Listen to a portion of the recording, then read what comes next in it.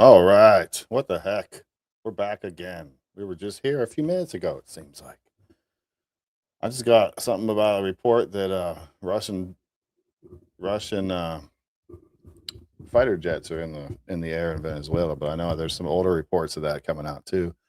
So I'm not sure. I'm just not sure.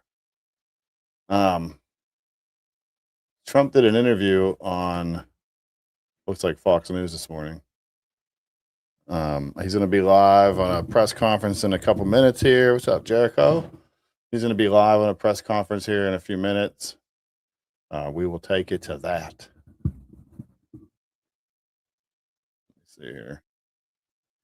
We'll take you to that.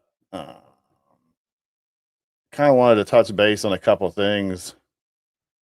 Looks like. Hang on here. Maduro. So, the former president of Venezuela was captured on January 3rd, 2026, during a large-scale U.S. military strike on Venezuela, ordered by Donald Trump. The operation involved low explosions and low-flying aircraft in Caracas, leading to Maduro and his wife being detained and flown out of the country. This action followed years of U.S. pursuit, including a $50 million bounty on Maduro, stemming from his 2020 indictments under Biden. In U.S. federal court for running a narco-terrorism scheme involving cocaine shipments. The capture was framed as part of a broader U.S. effort to address Moderno's illegal or alleged drug trafficking corruption. Go ahead. What's happening here? There we go. There we go. The action followed years of U.S. pursuit, including a $50 million bounty on Maduro stemming from his 2020 indictment. A U.S. federal court for running a narco-terrorism scheme involving cocaine shipments. The capture was framed as part of broader U.S. efforts to address Maduro's alleged drug trafficking, corruption, and support for terrorism amid escalating tensions over Venezuela's political and economic crisis. So it looks like the charges were narco terrorism, cocaine importation, conspiracy, possession of machine guns and destructive devices, conspiracy to possess machine guns and destructive devices, corruption and other drug trafficking offenses involving 14 current and former Venezuelan officials. So we're going to see what happens with all that. I'm curious about this press conference. It's going to be pretty interesting. An indictment on Maduro isn't a justification to attack a sovereign nation. Yeah, so you're not going to find a Trump fanboy here. I'm still undecided. I don't really like it. I don't like those butt Bidens or butt this or butt that either. That's just a different, a sleazy way to make it what you're doing seem valid. Where'd my thing go? There we go. So I'll get this set up so I don't miss it.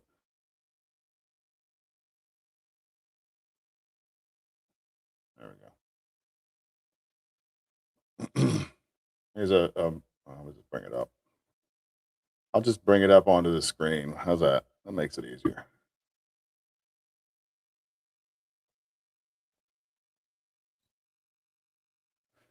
All right. So Attorney General Pam Bondi says Nicolas Maduro and his wife have been indicted in the Southern District of New York. Maduro has been charged with narco-terrorism conspiracy, cocaine importation conspiracy, all the stuff that I just said. They will soon face the full wrath of American justice on American soil and American courts. On behalf of, where did I lose my place there?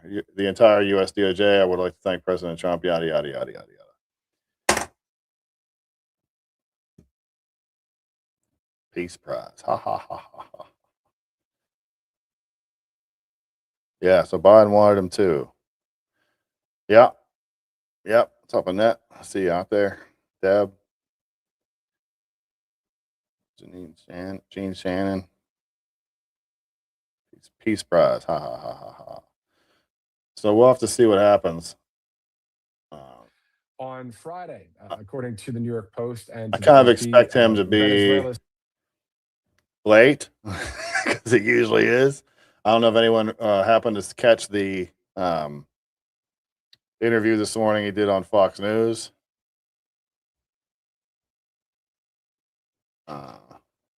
But I haven't actually had a chance to listen to it myself. I was kind of scrambling around here trying to find some new news and new angles for this. Trump is doing this as a distraction away from Jack Smith's. Okay. I've heard a lot of different. He's doing this as a distraction for Epstein. He's doing this as a distraction for this and that. Whatever. Anybody know where they're taking Maduro? He's arraigned in, I think, or indicted in New York. I think they're taking him to New York to face the charges.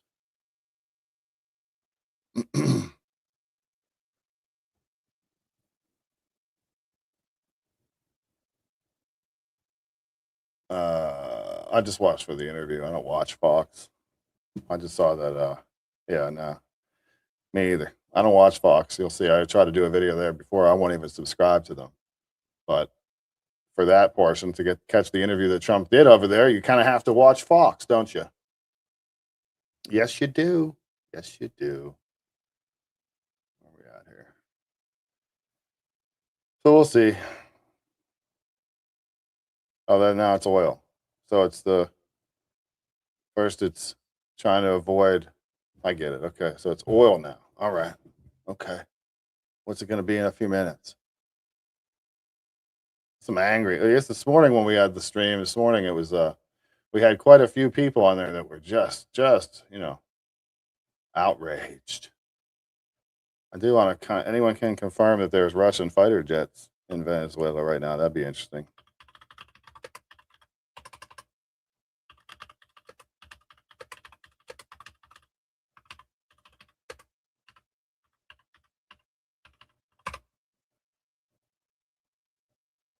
I'm not seeing anything in the.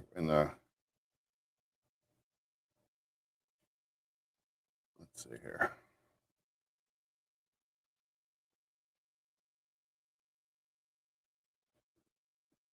This is posted January. Okay, just a little bit ago. Russian air defenses in Venezuela collapse as U.S. forces storm Caracas. Interesting. The United States launched a large-scale military operation against Venezuela early on January 3rd. Initial strikes reportedly targeted the capital, Caracas, around 2 o'clock a.m. local time. Videos circling online show American helicopters in the skies over the city and no visible signs of active air defense systems. Early footage and satellite imagery suggest that U.S. forces began operation after several months of preparation. As of the time of the reporting, no official statement has been issued by the U.S. government regarding the operation's objectives or scope.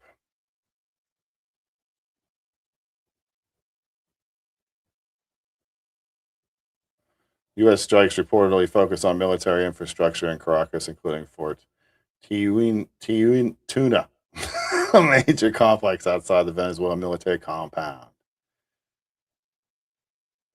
So a lot of this stuff is just noise.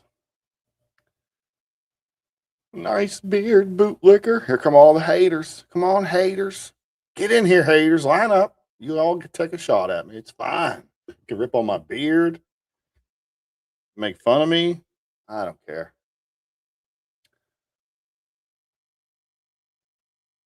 So the fact that Maduro was indicted in Southern District of New York is evidence he's a dictator and bad guy? No, not necessarily. I didn't say that.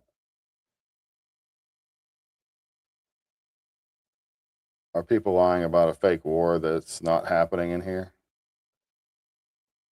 That's a good question. Will Maduro snitch? Will Maduro snitch? Who knows? Max, do you think this has anything to do with BB's recent visit? No, I doubt it. I don't see why they would have anything to do with each other. What MAGA is doing is wrong, but calling people names is not a productive solution.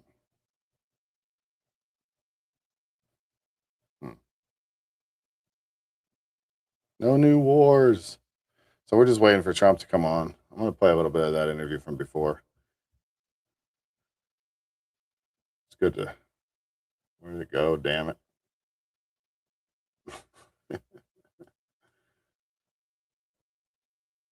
I got so many screens going on over here. Too many screens. Minimize that one. Move this one out the way. There we go. Let's bring this up and see if it gives us anything new.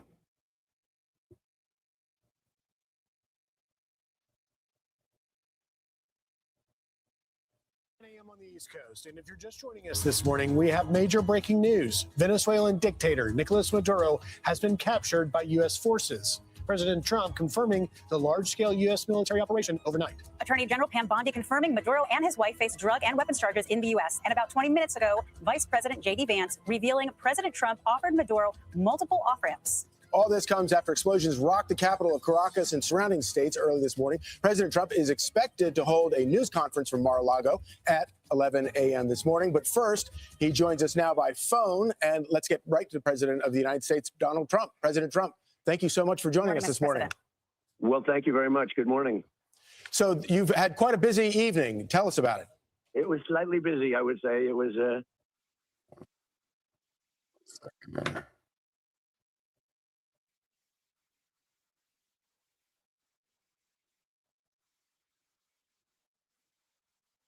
country on earth that could do such a maneuver. If you would have seen what happened, I mean, I watched it literally like I was watching a television show.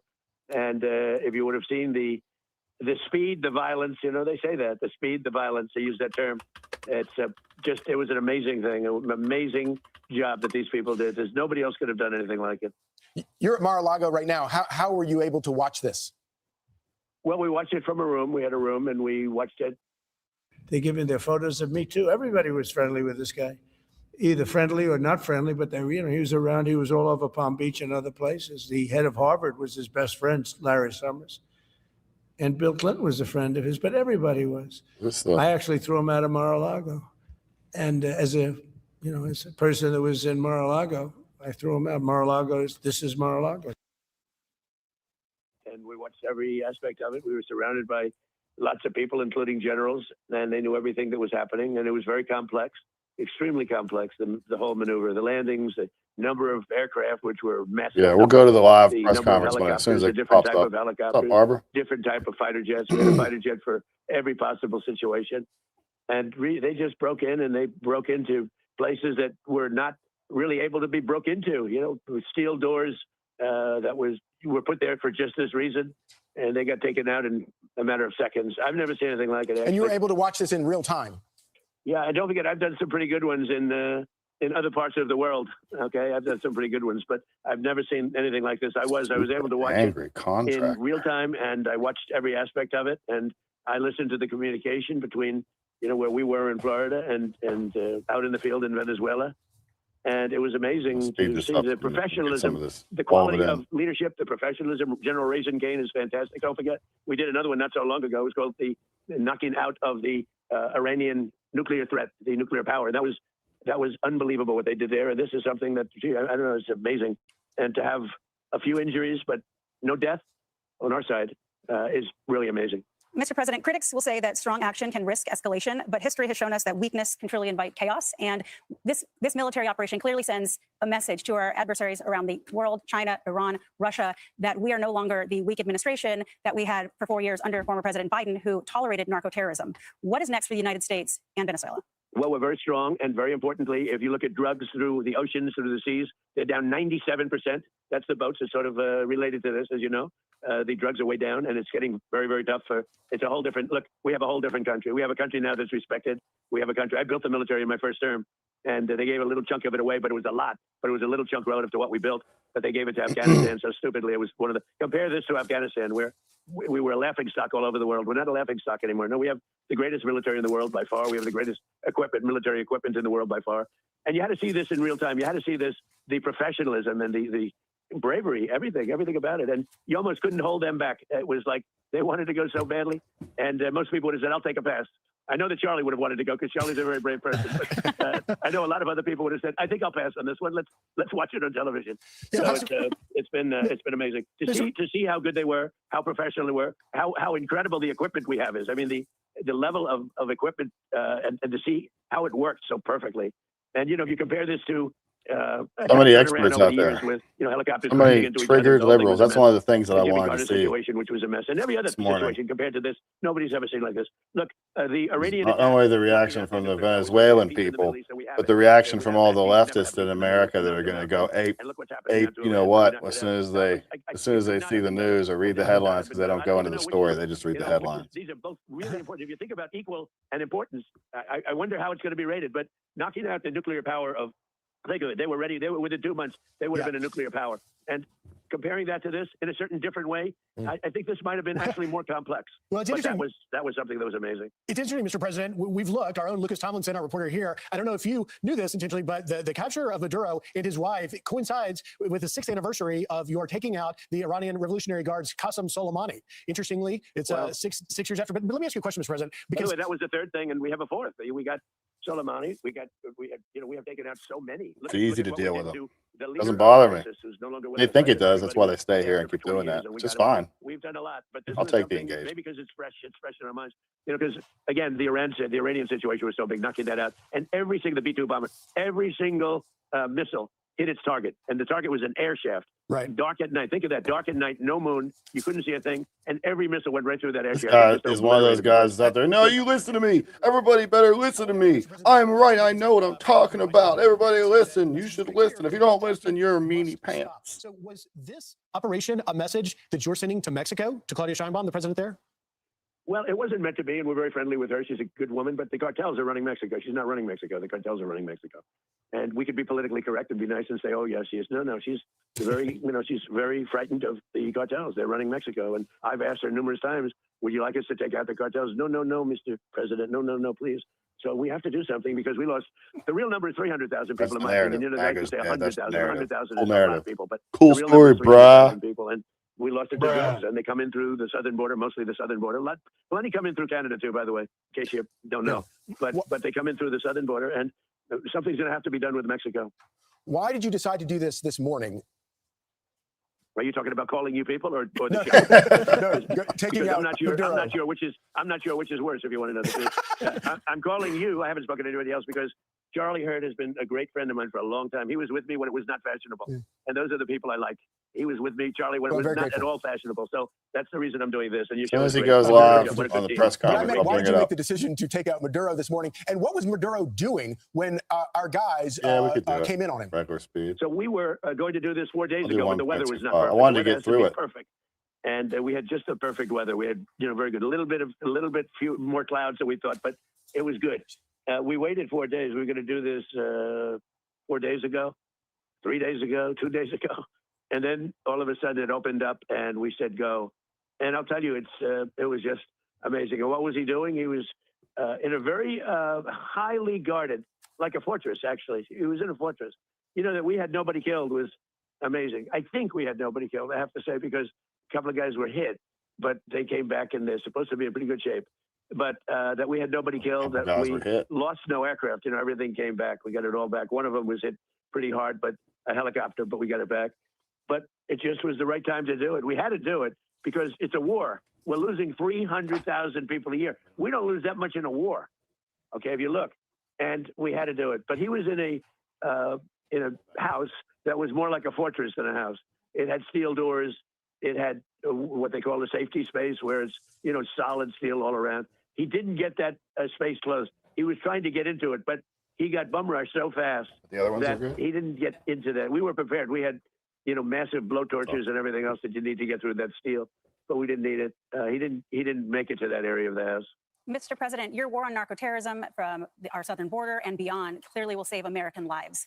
Moving forward for Venezuela, what do you think is next for the Venezuelan people now that you have removed Maduro so that he can face American justice? Well, we're making that decision now. We can't take a chance on letting somebody else run and just take over where he left or left off. So we're making that decision now. We'll be involved in it very much. And we want to do liberty for the people. We want to, have a great relationship. I think the people of Venezuela are very, very happy because they love the United States. They were run by essentially a dictatorship or worse. It couldn't have been worse. It was a terrible thing that was taking place in Venezuela. But look, tremendous numbers of people were being killed through drugs. And what they did to our country in sending prisoners and people from mental institutions and drug lords and everything, they sent them by the hundreds of thousands of people into our country. And that is just unforgivable. That's why, he wanted to negotiate at the end, and I didn't want to negotiate. I said, nope, we got to do it. He was trying to negotiate at the end. You probably saw that. And trying hard to make a deal. And I said, and, this could have been a very foolish thing if it didn't work out. But I said, nope, we can't do it. What he did with drugs was bad. What he did with a lot of other things was bad. But what he did was sending hundreds of thousands of Tren de Aragua and drug dealers. And they emptied out their jails into our country. They emptied out, if you think about it, they emptied out all of their mental institutions into our country. What he did there, and every other thing, is unforgivable. Mr. President, you're already getting reaction from members of Congress on both sides. One Democrat, Jim McGovern, is saying that you did not get authorization from Congress. And he says Trump just launched an unjustified illegal strike on Venezuela. Wanted to get your reaction to that. Well, look, these are weak, stupid people. And they're trying to save themselves from almost destroying our country. If I didn't get elected, our country would not. I don't even think we'd have a country right now. We were heading down the path of destruction. We had inflation. We had high prices. They're the ones that caused high prices, not us. We're bringing the prices way down. We have oil now in many places $1.99 a gallon. And when you do oil, everything follows. But everything is following. I don't. But no, they would have. I think it was about removing China's influence and some other things. Kamala or a Joe Monroe Doctrine type stuff. Group got elected. But if Kamala got elected, I don't think at this point we would even have a country. We were laughed at all over the world. The money was flowing out Everybody was leaving. The companies were leaving. The people were leaving. The wealth was leaving. We have $18 trillion coming back into our country, the biggest number in the history of the world. The second biggest number was $3 trillion. We're at $18 trillion, and it's building factories and plants. It's doing things that no country has ever seen before. But as far as last night is concerned, it was really genius. What they did is genius. And the Democrats, maybe they'll take a shot. You know, they'll take a shot. Oh, all they do is complain. They don't talk about, they should say, you know what, we did a great job. We're stopping drugs from coming into this country. And nobody's been able to do it until we came along. But they should say, great job. They shouldn't say, oh, gee, maybe it's not constitutional. Big day. You know, the same old stuff that we've been hearing for years and years and years. They did an incredible job. These men and women that went out there last night, the courage they had, going into an area where, you know, all the lights were turned off. We turned off almost all of the lights in Caracas. I mean, this thing was so organized. And they go into a dark space with machine guns facing them all over the place. And then you hear from a guy that I'd never even heard of him, but you hear from some congressman saying, oh, this is so terrible. We're saving lives. And by the way, the boats, every boat, because that's sort of related to this, every boat that we hit saves 25,000 lives. Yeah, I don't think you're going to get any hosannas or thanks from certain Democrats in Congress, that's for sure. But one of the things, you've already obviously cracked down on these drug boats. You've also cracked down on these illegal oil shipments coming out of Venezuela. The countries that negotiate with Venezuela for that illegal oil are already starting to suffer. What do you see as the future of Venezuela's oil industry? Well, I see that we're going to be very strongly involved in it. That's all. I mean, what can I say? We have the greatest oil companies in the world, the biggest, the greatest, and we're going to be very much involved in it. We can't do something like this, and we're prepared. You know, we were prepared to do a second wave. We were all set, and this was so lethal. This was so powerful that we didn't have to. But I wonder how late he's going to be out there with an armada like nobody's ever seen before, and we're prepared, and frankly, probably thought we were going to have to do it. But we were prepared for a second wave going in. Mr. President, sorry, Nicole, can I just follow up on one thing? And that was when part of Vice President Vance's tweet about an hour ago said that you offered several off-ramps to Maduro that he didn't take. What did those off-ramps look like? Some did say there was a couple of our guys were hit, but they seem to be fine. No life-threatening injuries. In the end, I really didn't. We had to do something that was really much more surgical, much more powerful. This cool story, bro. Anything we could have done. It's not accurate. This is amazing, and we learned a lot going into. We learned a lot of things, but this was a very important symbol. And I had discussions. I actually spoke to him myself, but I said, "You have to give up. You have to surrender." When did you speak to him? He was not willing. A week ago. A couple of times, but a week ago. Mr. President, this is clearly a signature moment for your administration, this military strike, the capture of Maduro. We've had a lot of signature moments, if you really think about it. It certainly was. Let's add it to the list, one of the signature moments. But what do you say to the people waking up to this news this morning who are concerned that these actions may result in all the involvement of U.S. military in Venezuela? Well, first of all, I say that what we're doing is saving lives because the drug trafficking is so bad. It's gotten so out of control. And, when you think 97% of the drugs coming in by sea, by ocean, by waterway, 97% down. It's almost nothing left. Let's go, Trump. 11 o'clock, he said. You see very few ships coming in loaded up with, hundreds of bags of fentanyl, cocaine, and everything else you can imagine. It's virtually stopped. And we'll stop it on land. And this was one of the things that we did to stop it on land. TDS. There's a lot of TDS going on. This was a part of it. There are other parts, and there are other areas, frankly. But what they did is really amazing, and I think it sends a signal. We're not going to be pushed around as a country anymore by these countries where we want to be politically correct all the time. They're killing our people.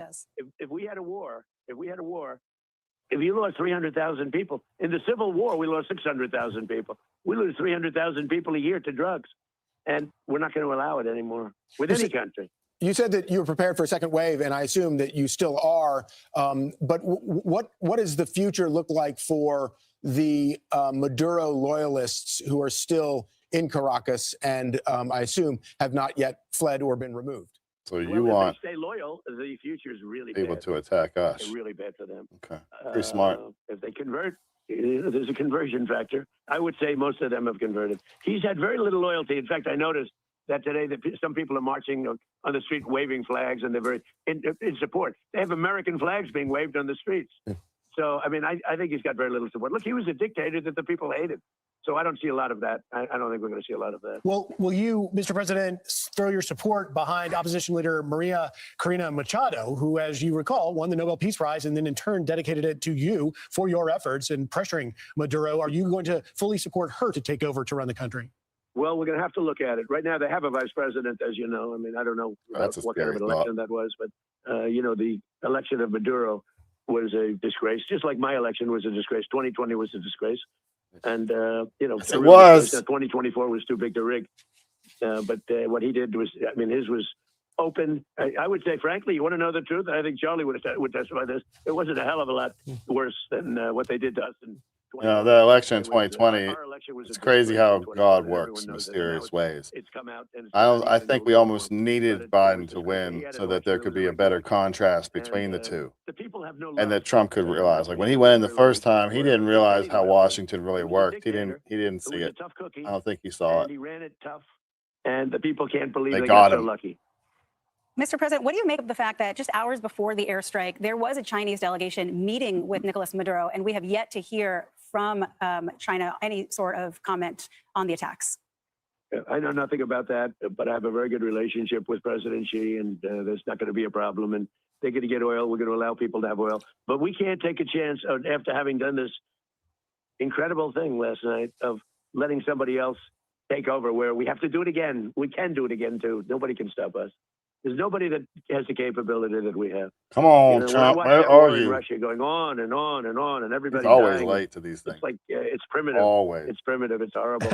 It's Could really horrible. you tell us, Mr. President, a little bit more? Because you're talking about the precision of this operation and the brave men and women. Was this Delta Force guys? Were this Navy SEALs? These Could you talk a people little are bit the more most, about that? yeah, they're the most highly trained soldiers in the world. There's nobody that has their talent, because it's talent. It's not just bravery. It's bravery. You have to have the bravery. You but are it's educated. talent.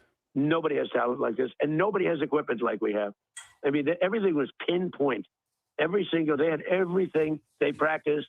They actually built a house which was identical to the one they went into, with all the safes and all the steel all over the place, and you know, at the top was stairways. And I keep checking to make sure It was Delta Force. Yeah, sir? he's just I don't not want to here say, yet. but I will say this: I'm having a news conference in just a little while, so therefore I'm going to have to get off this line pretty soon. But I'm having a news conference at 11, and we're going to be talking about it.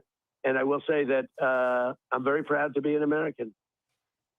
As are we, Mr. President. Will we be hearing from Secretary of War Pete Hegseth about what went into the planning and the execution Yes. of this incredible operation? Yes, and General Kane and some other people, they'll be telling you things that we can't tell you. We're not going to say everything, because we have things that nobody even knows about. Nobody has even a clue about. And we don't want to talk about that, and there's no reason to. But you'll be seeing a lot of things. So we're going to have a pretty open news conference, and we have to make sure that Venezuela doesn't go bad again. It went bad. You know, it was a great country 20 years ago, and now it's horrible. Remember, I used to say that if they get elected, the other side, the people that we're talking about, if they get elected in our country, it will be Venezuela on steroids. You remember that? I used to say that all the time, Charlie, right? Indeed. We would have been Venezuela on steroids, meaning we would have been a bigger version of All MAGA are traitors. Don't you understand that you're subverted when you think that way? Either side, when you think that way from either side, the whole left is whatever, the whole right is whatever. Can you tell us where Maduro and his wife are right this second? Well, they'll be heading to New York. You know, they were indicted in New York, and also. So are they taken to a ship first, and then? Yes, to Iwo Jima. They're on a ship, but they'll be heading into New York. The helicopters took them out, and they went by helicopter in a nice flight. I'm sure they loved it. But they killed a lot of people. Remember that they killed a lot of people, and A lot of Americans. even people in their own country. They killed a lot of people to maintain power. He's a very vicious person. Well, President Trump, I'm incredibly grateful to you for coming on this morning. Thank you very much, and thank you for your time. We know that you've got a lot on your plate these days, but we're very appreciative, and we look forward to your press conference at 11. Well, remember one thing: our country now, it's not because of this, but long before this, almost from the time I took office, it's gone so fast. Our country is hotter than it's ever been before, and we had a dead country a year and a half ago. We had a dead country. This country was dead with Biden and with that group of people. Right. I'm going to bring it up. Excuse me. I'm going to bring up the press conference as soon as it starts. It hasn't yet. I'll leave it on the screen over here. I just want to answer a couple of comments in the like was MAGA deficient in knowing how to do research? Man, we got to stop all this group think. Stop with all the group think. That's what makes it easy to control us. Think of us as Americans. You might think differently than I do. I think differently than you do. Like this reality bites back thing guy or whatever. We think differently, but we're still Americans. Like you said earlier, it's our job to question our government. Yeah, absolutely it is. We agree there. Trump is not on a pedestal over here. He's a great president. He's doing amazing things. I support almost everything he's doing, but he's not something I worship. You have to be honest. You have to be honest about it. Look at it with facts, not with emotions. You start looking at things with emotions, and then you get all screwed up.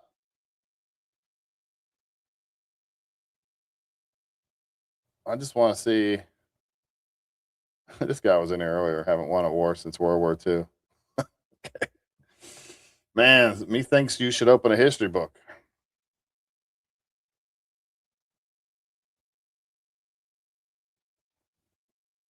Same story syndrome is a very common symptom of dementia.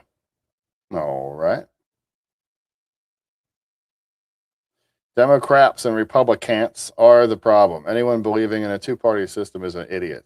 The only party that counts is the American party. Agree. But how do you, you have to have some kind of structure to run elections, don't you? Don't you?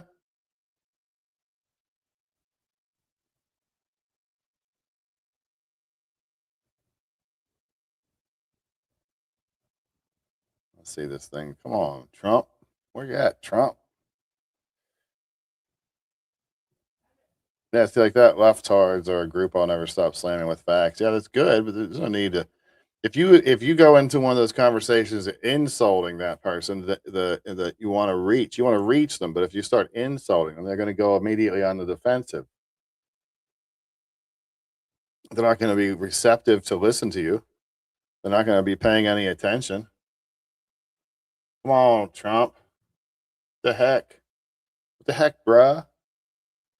So Maduro, his illegal or oppressive behavior is narco-terrorism and drug trafficking, working with FARC guerrillas to export hundreds of tons of drugs, illegal weapon possession and trafficking, conspiring to acquire and possess machine guns, destructive devices, and other arms for use in operations and regime protection. Human rights abuses and oppression, silencing critics through arbitrary arrest, torture, and extrajudicial killings, with security forces detaining opposition leaders like National Assembly Vice President Edgar Zambrano.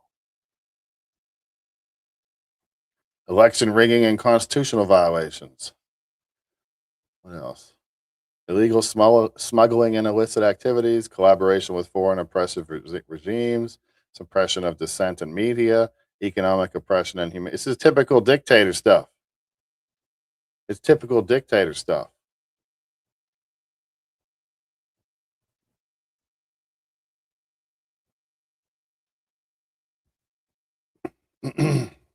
Curious to see what happens with this. That's for sure. I really wish he would come on live already. We'll put it on the bigger screen when that happens.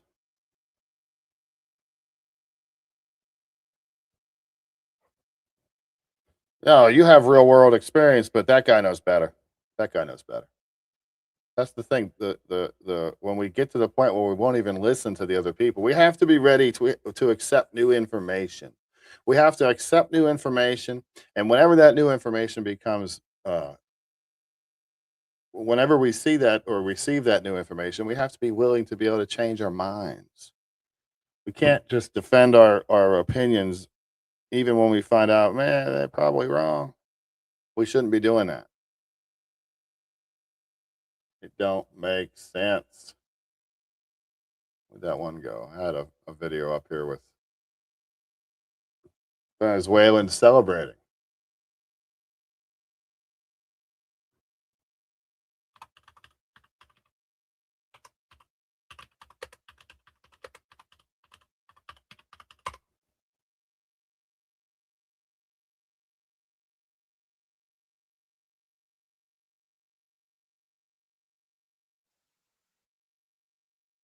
It says Venezuelan. Let's see. Venezuelans abroad celebrate the U.S. capture of Maduro.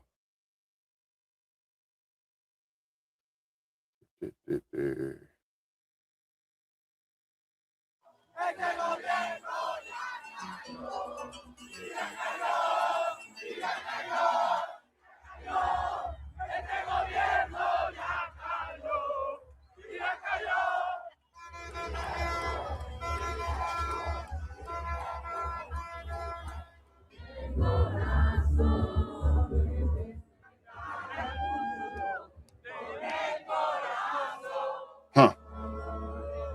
See, I said it's important to see what the Venezuelan people think, but it doesn't make it legal. You know, if it's illegal, it doesn't make it legal. Let's see here. Bring this back up so we're ready to go whenever he finally comes on. That's how Trump does it, man. He comes on when he wants. Comes on when he wants. Yeah, I want to go live at 10:45, so I'll be all ready for him to come on. Here we are.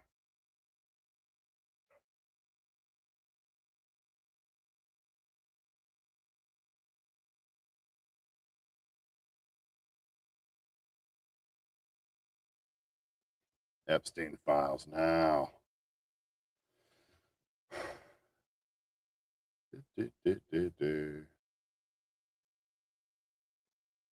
Yeah. Remember when Biden was sniffing little girls?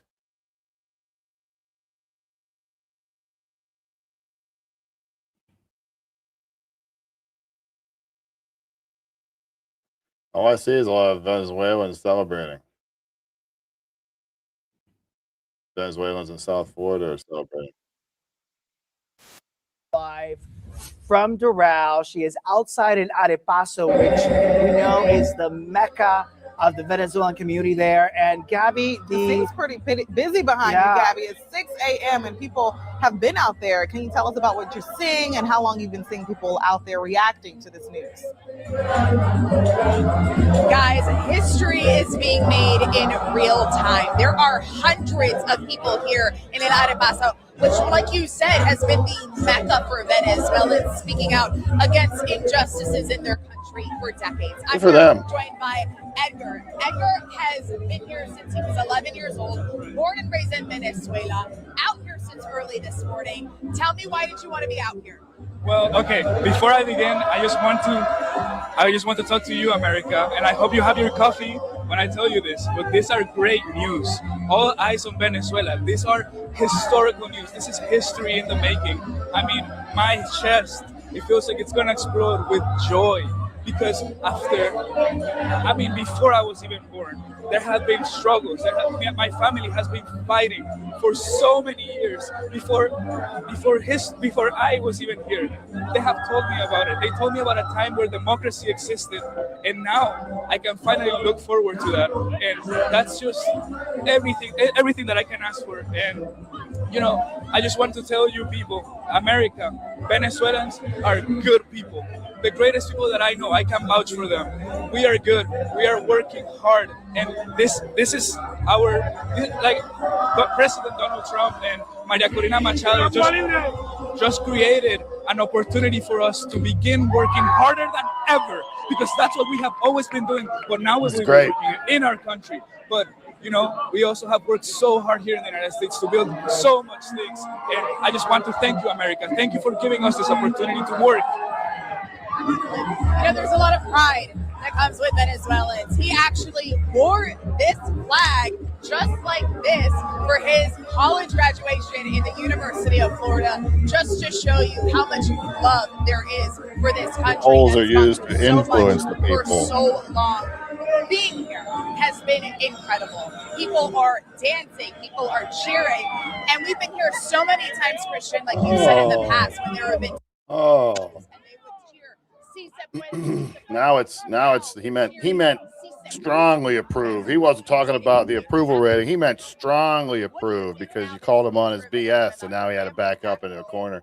I get it. Change the move the goalpost. Absurdity comes.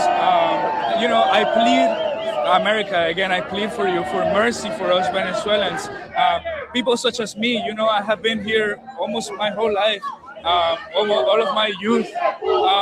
And I do believe that the future of Venezuelans is in Venezuela. But I also think that that's a good comment there too. Some people here also want to. I remember Iraqis cheering it. The United States too. Building, how'd that work out? Or how's that working today? Well, we stayed there and did regime change garbage. That was the problem. Beautiful city. I recommend everybody to come. That was a lot of the problem. We did try to do the regime change stuff there, and they didn't want that. They wanted their own country so they could do what they wanted with it. That's what they need to do in Venezuela is get out now. Offer help if they need it, but get out. So much. Thank you, America.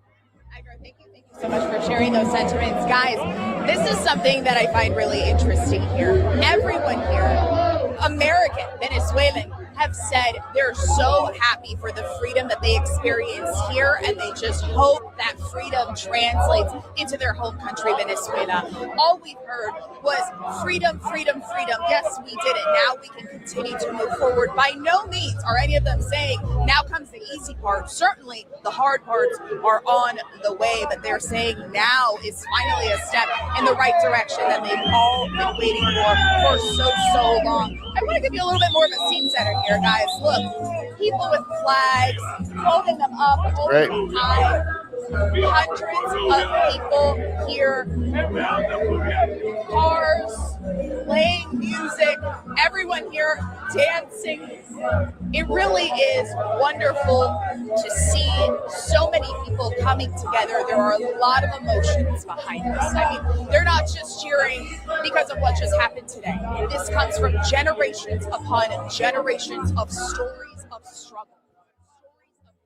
Yeah, we saw this happen before with people were cheering and this and that. Yeah, I talk a lot about how the young people out here nowadays don't see the cycles like this, like that exact example.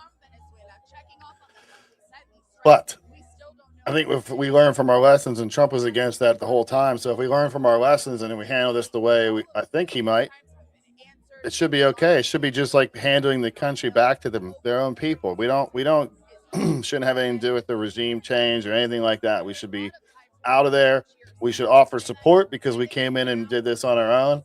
So we should offer support if they need it, but we should leave.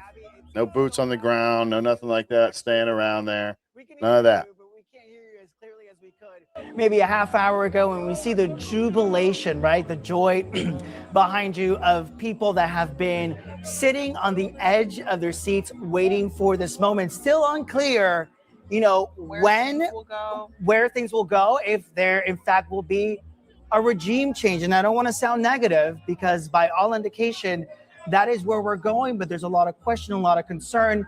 You see a lot of celebration behind you, but of course in Caracas, Venezuela, there is a lot of fear on social media at MagAmericans next. Yes, Gabby. And have you felt that while you've been there interacting with people? Have you felt that there is any sense of fear? Or you felt like it's just been right now, everyone's staying pretty much positive? Well, you know what? It's mixed, right? I'm glad you asked that. There's a lot of emotions, like we said. Like I've mentioned, though, there are a lot of people that are FaceTiming.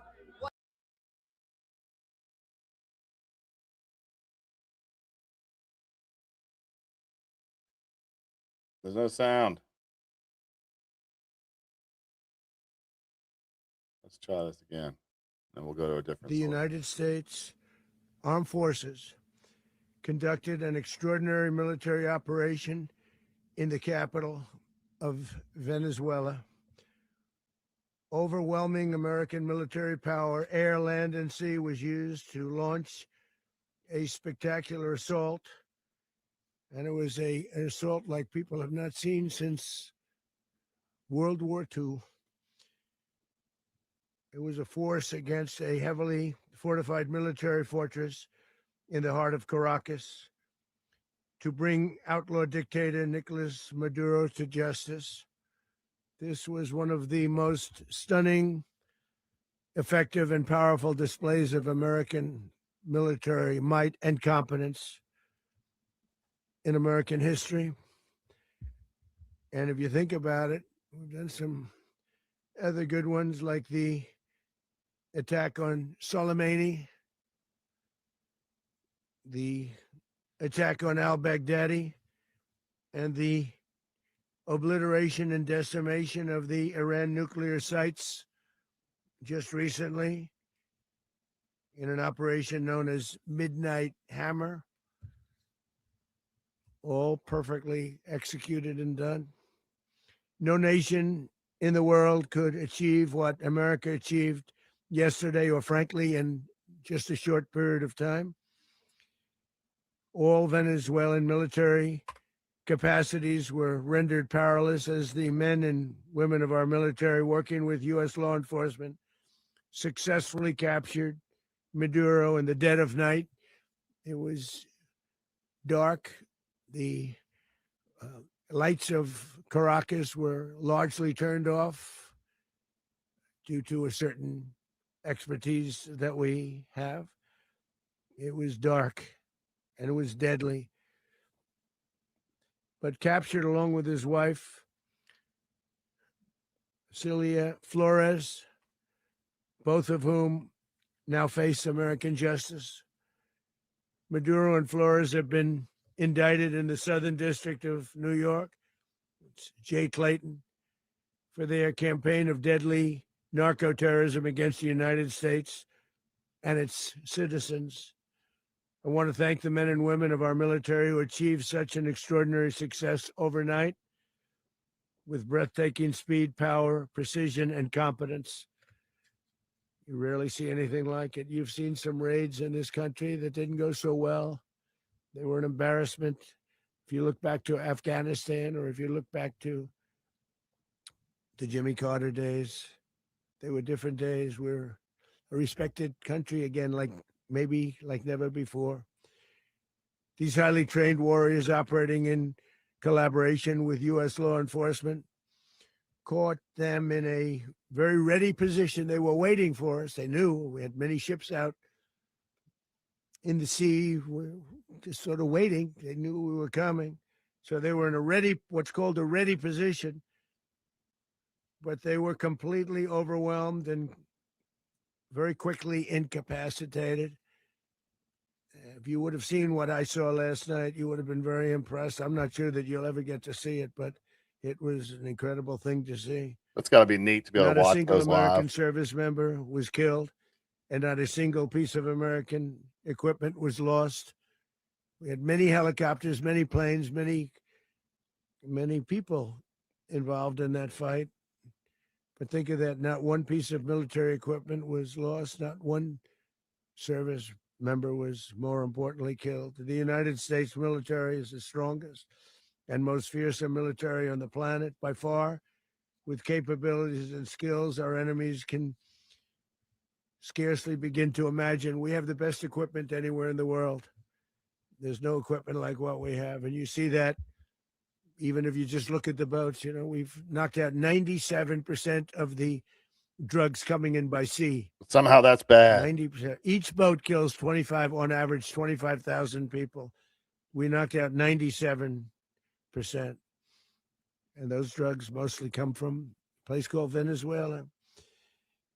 We're going to run the country until such time as we can do a safe, proper, and judicious transition. So we don't want to be involved with having somebody else get in, and we have the same situation that we had for the last long period of years. So we are going to run the country until such time as we can do a safe, proper, and judicious transition. It gets And sticky it has there, to be but judicious, because that's what we're all about. We want peace, liberty, and justice for the great people of Venezuela and that includes many from Venezuela that are now living in the United States and want to go back to their country. It's their homeland. We can't take a chance that somebody else takes over Venezuela that doesn't have the good of the Venezuelan people in mind. We've had decades of that. We're not going to let that happen. We're there now, and what people don't understand, but they understand as I say this, we're there now, but we're going to stay until such time as the proper transition can take place. So we're going to stay until such time as we're going to run it essentially until such time as a proper transition can take place. As everyone knows, the oil business in Venezuela has been a bust, a total bust for a long period of time. They were pumping almost nothing by comparison to what they could have been pumping and what could have taken place.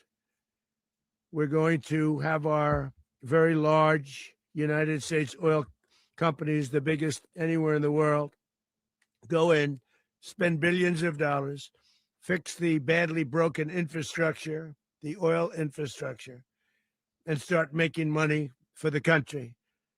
And we are ready to stage a second and much larger attack if we need to do so. So we were prepared to do a second wave if we needed to do so. We actually assumed that a second wave would be necessary, but now it's probably not. The first wave, if you'd like to call it that, the first attack was so successful, we probably don't have to do a second, but we're prepared to do a second wave, a much bigger wave, actually. This was pinpoint, but we have a much bigger wave that probably won't have to do. This partnership of Venezuela with the United States of America, a country that everybody wants to be involved with because of what we were able to do and accomplish, will make the people of Venezuela rich, independent, and safe. That would be will great. Also make the many, many people from Venezuela that are living in the United States extremely happy. They suffered. They suffered. So much was taken from them. They're not going to suffer anymore.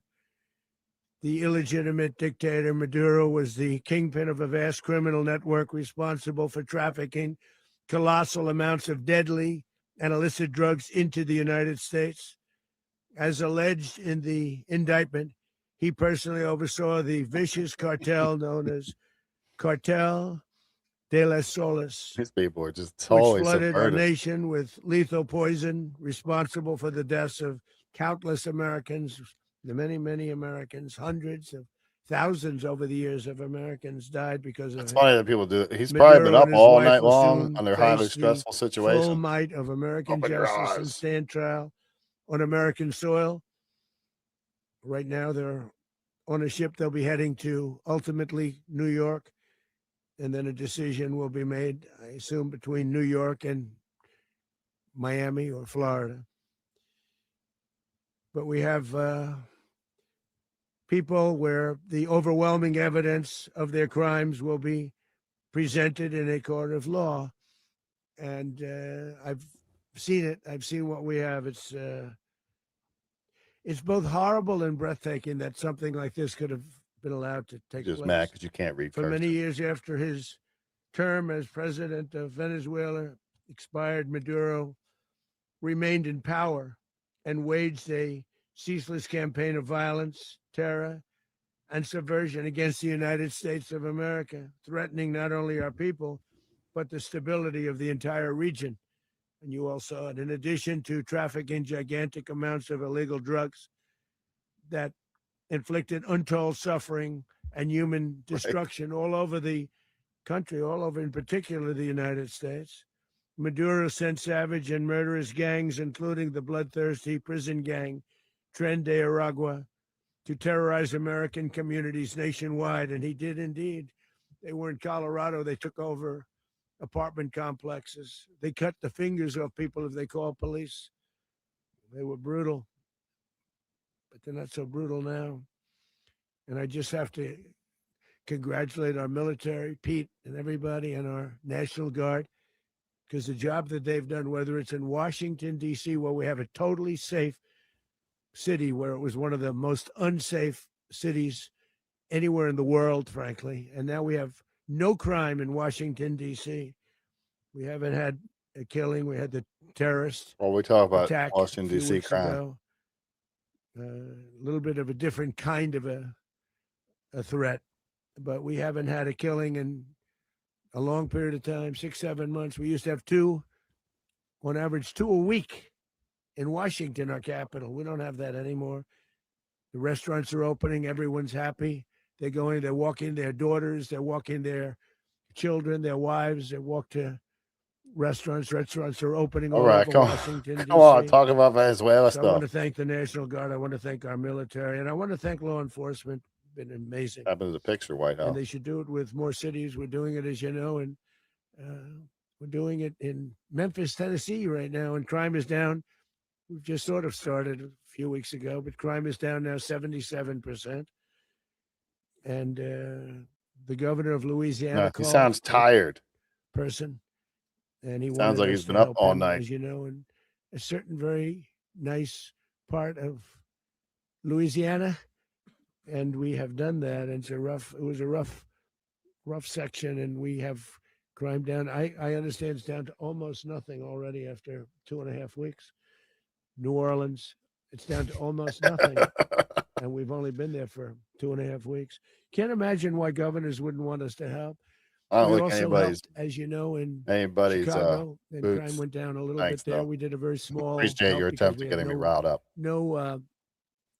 we had no working ability with the governor. The governor was a disaster, and the mayor was a disaster. But it knocked down crime. But we're pulling out of there when they need us. We'll know. You'll know. You'll be writing about it.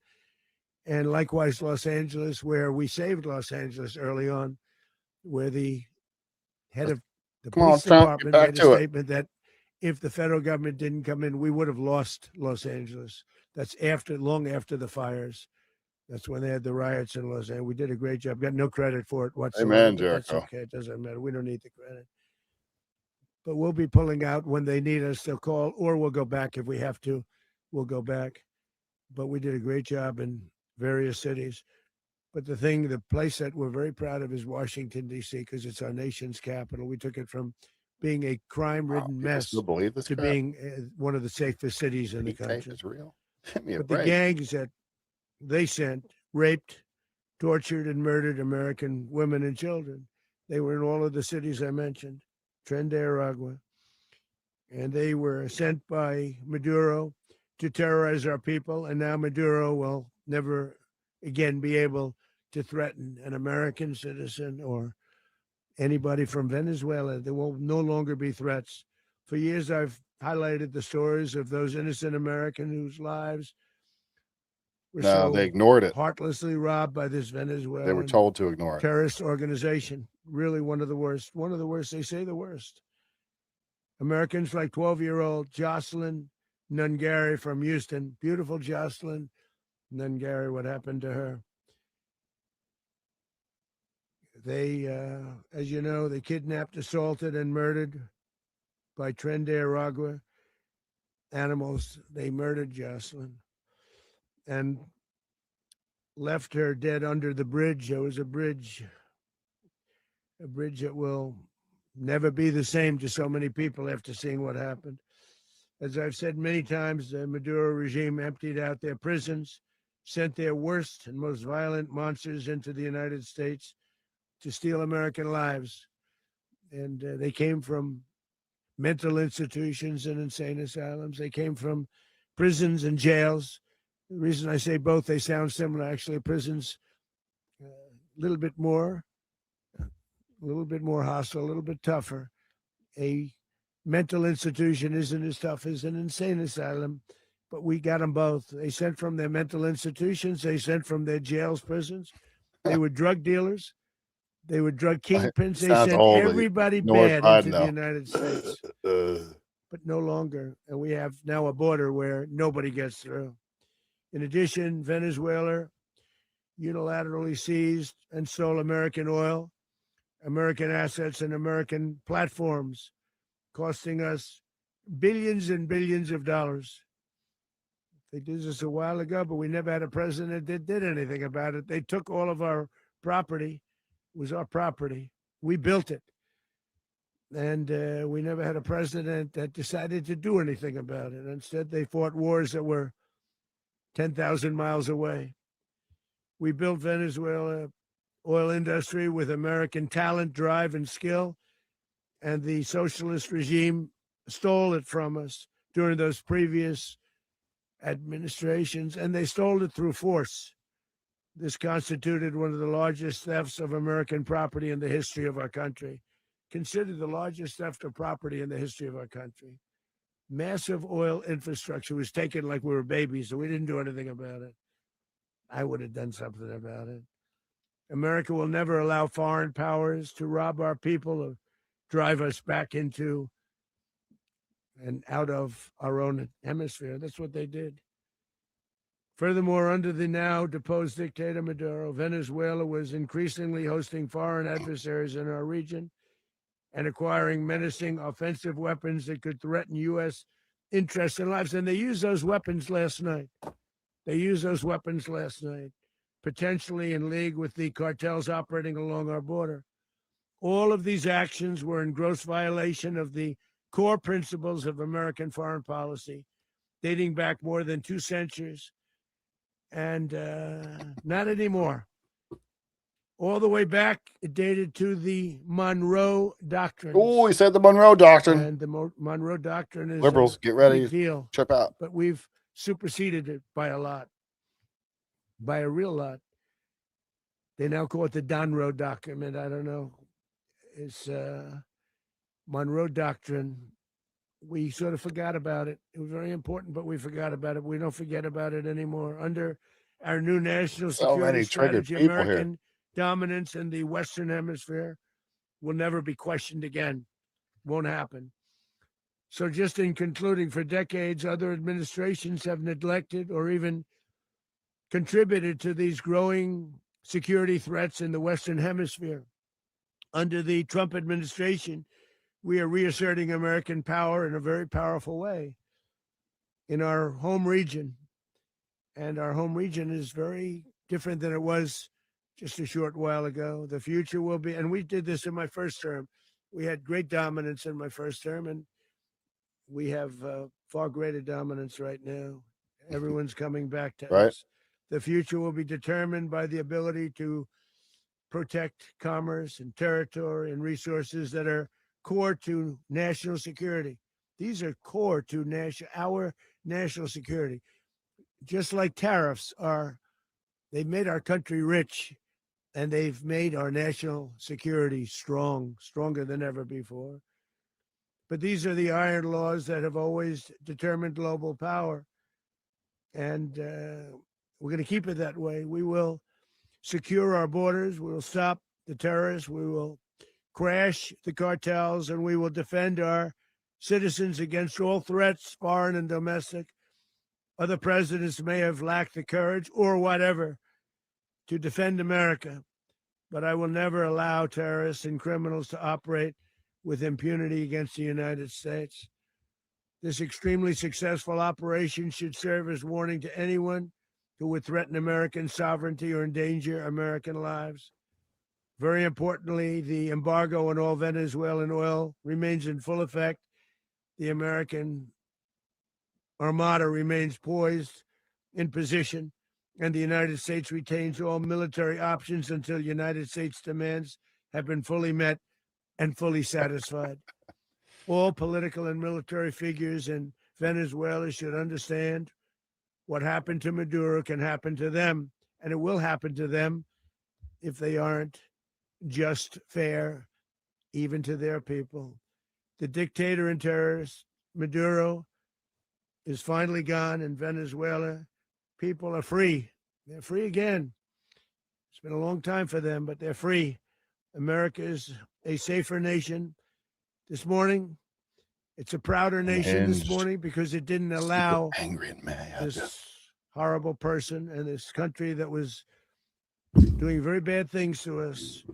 It didn't allow it to happen. and the Western Hemisphere is right now a much safer place to be. So I want to thank everybody for being here. I want to thank General Raisin Kane. He's fantastic man. I've worked with a lot of generals. I worked with some I didn't like. I worked with some I didn't respect. I worked with some that just weren't good.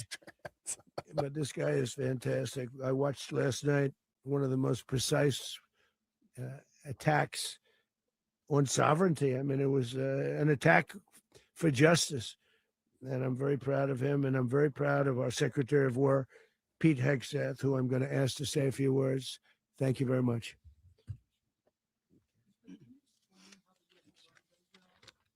Well, thank you, Mr. President. Finally, a commander-in-chief the world respects and the American people deserve. And as the president said, words can barely capture the bravery and the power and the precision of this historic operation, a massive joint military and law enforcement raid flawlessly executed by the greatest Americans our country has to offer. American warriors are second to none, the best in the world and the best of our country. What all of us witnessed last night was sheer guts and grit, gallantry, and glory of the American warrior.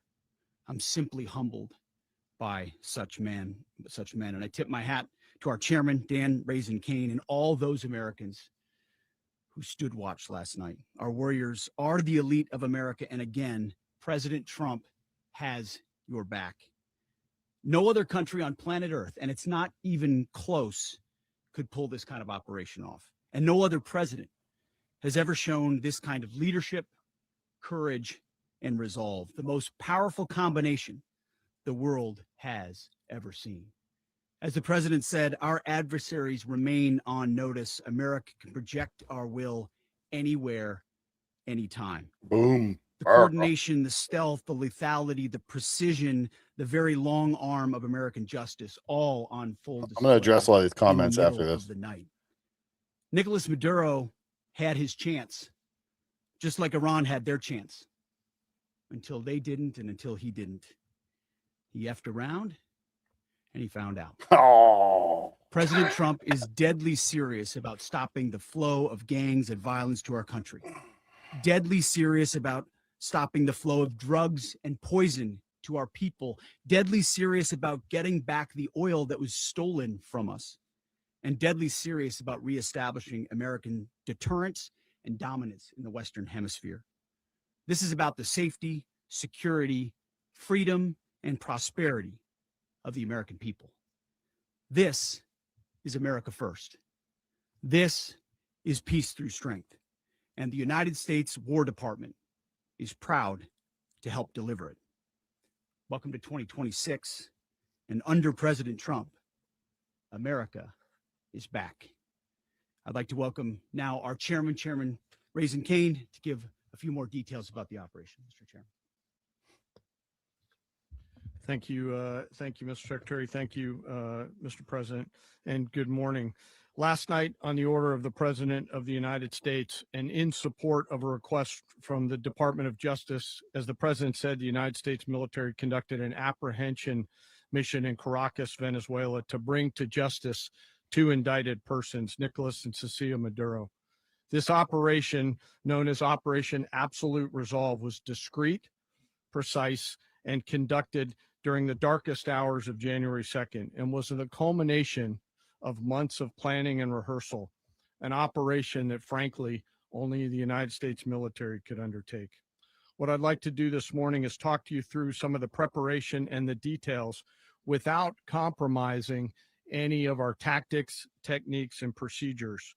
There is always a chance that we'll be tasked to do this type of mission again.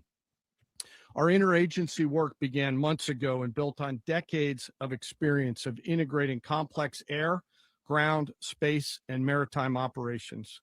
Trump does While the look past bad. 2 decades have honed the skills to of be our expected. special operations forces, this particular mission required Yep, every indeed component there are. of our joint force, with soldiers, sailors, airmen, Marines, and Guardians working in unison with our intelligence agency partners and law enforcement teammates in an unprecedented operation. We leveraged our unmatched intelligence capabilities and our years of experience in hunting terrorists. And we could not have done this mission without the incredible work by various intelligence agencies, including the CIA, NSA, and NGA. We watched, we waited, we prepared, we remained patient and professional. This mission was meticulously planned, drawing lessons from decades of missions over the last many years, many missions over these last many years. This was an audacious operation that only the United States could do. It required the utmost of precision and integration within our joint force. And the word integration does not explain the sheer complexity of such a mission. An extraction so precise, it involved more than 150 aircraft launching across the Western Hemisphere in close coordination, all coming together in time and place to layer effects for a single purpose: to get an interdiction force into downtown Caracas while maintaining the element of tactical surprise. Failure of one component of this well-oiled machine would have endangered the entire mission, and failure is never an option for America's joint force. Those in the air over Caracas last night were willing to give their lives for those on the ground and in the helicopters. Let me talk a little bit about the preparation. After months of work by our intelligence teammates to find Mudoro and understand how he moved, where he lived, where he traveled, what he ate, what he wore, what were his pets, in early December, our force was set pending a series of aligned events. Just deny. Choosing the right day to minimize the potential for civilian harm and maximize the element of surprise, and minimize the harm to the indicted No personnel, drugs so come as the from president Venezuela. said, Okay. it could be brought to justice. And as the president said earlier today, weather in Venezuela is always a factor this time of the year. And over the weeks through Christmas and New Year's, the men and women of the United States military sat ready, patiently waiting for the right triggers to be met and the president to order us into action. Last night, the weather broke just enough, clearing a path that only the most skilled aviators in the world could maneuver through. Ocean, mountain, low cloud ceilings. But when tasked with a mission, It's pretty amazing. this The whole organization mission. does not quit. I mean, if you think about it. At 10:46 p.m. Eastern time last night, the president ordered the United States military to move forward with this mission. He said to us, and we appreciate it, Mr. President, good luck and Godspeed. And those words were transmitted to the entire joint force. Over the course of the night, aircraft began launching from 20 different bases on land and sea across the Western Hemisphere. In total, more than 150 aircraft, bombers, fighters, FBI, intelligence, reconnaissance, surveillance, rotary wing were in the air last night. Thousands and thousands of hours of experience were airborne. Our youngest crew member was 20, and our oldest crew member was 49. And there's simply no match for American military might. As the night began, helicopters took off with the extraction force, which included law enforcement officers, and began their flight into Venezuela at 100 feet above the water. As they approached Venezuelan shores, the United States began layering different effects provided by Spacecom, Cybercom, and other members of the interagency to create a pathway. Overhead, those forces were protected by aircraft from the United States Marines, the United States Navy, the United States Air Force, and the Air National Guard. The force included F-22s, F-35s, F-18s, EA-18s, E-2s, B-1 bombers, and other support aircraft, as well as numerous remotely piloted drones. As the force began to approach Caracas, the Joint Air Component began dismantling and disabling the air defense systems in Venezuela, employing weapons to ensure the safe passage of the helicopters into the target area. The goal of our air component was, and always will be to protect the helicopters and the ground force and get them to the target and get them home. As the force crossed the last point of high terrain where they'd been hiding in the clutter, we assessed that we had maintained totally the element of surprise. As the helicopter force ingressed towards the objective at low level, we arrived at Maduro's compound at 1:01 a.m. Eastern Standard Time, I agree. or 2:01 a.m. Caracas local time, and the apprehension force descended into Maduro's compound and moved with speed, precision, and discipline towards their objective, and isolated the area to ensure the safety and security of the ground force while apprehending the indicted persons. On Negative. arrival Still into the open. target area, the helicopters came under fire, and they replied with that fire with overwhelming force in self-defense. One of our aircraft was hit, but remained flyable, and as the president said earlier today, all of our aircraft came home, and that aircraft remained flyable during the rest of the mission. As the operation unfolded at the compound, our air and ground intelligence teams provided real-time updates to the ground force, ensuring those forces could safely navigate the complex environment without unnecessary risk. The force remained protected by overhead tactical aviation. Mudoro and his wife, both indicted, gave up and were taken into custody by the Department of Justice, assisted by our incredible U.S. military Yeah, a with chance to leave, but professionalism and precision, didn't. with no loss of U.S. life.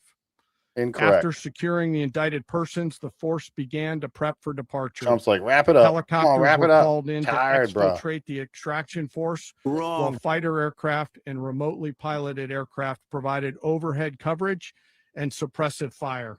There were multiple self-defense engagements as the force began to withdraw out of Venezuela.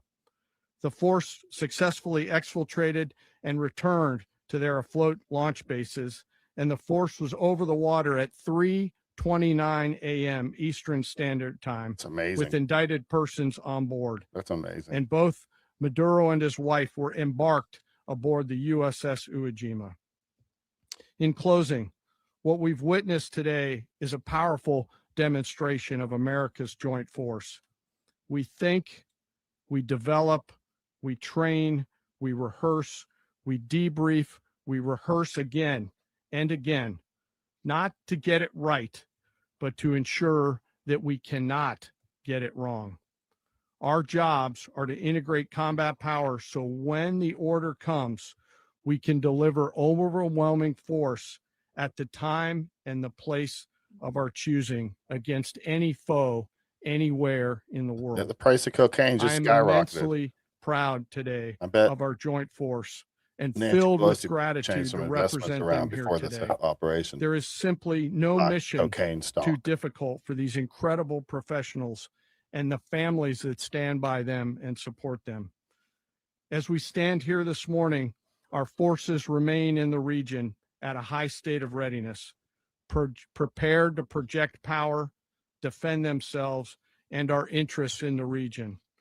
This operation is a testament to the dedication and unwavering commitment to justice and our resolve to hold accountable those who threaten peace and stability. In closing, I want to express my heartfelt gratitude to the brave men and women who executed this mission. Their courage and tireless commitment to our nation are what makes us strong. Thank you, Mr. Secretary, and thank you, Mr. President. Well, I don't have much to add to what you've heard now, other than the following points. Nicolas Maduro was indicted in 2020 in the United States. He is not the legitimate president of Venezuela. That's not just us saying it. The first Trump administration, the Biden administration, the second Trump administration, none of those three recognized him. He's not recognized by the European Union and multiple countries around the world. He is a fugitive of American justice with a $50 million reward, which I guess we saved $50 million. And make sure. Yeah, exactly. But Don't let anybody claim it. Nobody deserves it but us. But I want to be clear about one thing. Nicolas Maduro had multiple opportunities to avoid this. He was provided multiple very, very, very generous offers and chose instead to act like a wild man, chose instead to play around. And the result is what we saw tonight. The other message here is the following. Russia, You have a Russia, guy- Russia. Like many people around the world, they like to play games. You have a guy who decides he's going to invite Iran into his country, is going to, do the confiscation of American oil companies, is going to flood our country with gang members, is going to take Americans prisoner and try to hold them for hostage and trade them like he was able to do with the Biden administration. Basically likes to play games all this time and thinks nothing's going to happen. And I hope what people now understand is that we have a president. The 47th president of the United States is not a game player. When he tells you that he's going to do something, when tells you he's going to address a problem, he means it. He actions it. I can tell you, I've watched this process now for 14, 15 years, been around it. Everybody talks. I'm going to do this. I'm going to do that. When I get there, we're going to do this. We're going to take. This is a president of action. Like, I don't understand yet how they haven't figured this out. And now, if you don't know, now you know. Because this is the way it's going to play out. And I think people need to understand that this is not a president that just talks and does letters and press conferences. And, if he says he's serious about something, he means it. And this is something that was a direct threat to the national interest of the United States. And the president addressed it. There's a president of peace, by the way. I told you what I just said earlier. This guy had multiple opportunities to find his way somewhere else and figure out another. He could have been living somewhere else right now, very happy. But instead, he wanted to play big boy. And so now, he's got other sets of problems on his hands. And but I think the message here should be for the world. Look, the president doesn't go out looking for people to pick fights with. He's not generally wants to get along with everybody. We'll talk and meet with anybody, but don't play games. Don't play games with this president's in office, because it's not going to turn out well. And so I hope that I guess that lesson was learned last night, and we hope it'll be instructive moving forward. This would be the interesting part. Questions. Please. Well, we're going to be running it with a group, and we're going to make sure it's run properly. We're going to rebuild the oil infrastructure, which will cost billions of dollars. It'll be paid for by the oil companies directly. They will be reimbursed for what they're doing, but that's going to be paid. And we're going to get the oil flowing the way it should be. As you know, it was just a minor flow. It was actually a minor flow for what they have. But we're going to run it properly, and we're going to make sure the people of Venezuela are taken care of. We're going to make sure the people that were forced out of Venezuela by this thug are also taken care of. President, does the U.S. running the country mean that U.S. troops will be on the ground? How will that work? Well, they always say boots on the ground. Oh, so we're not afraid of boots on the ground if we have to have. We had boots on the ground last night at a very high level, actually. We're not afraid of it. We don't mind saying it.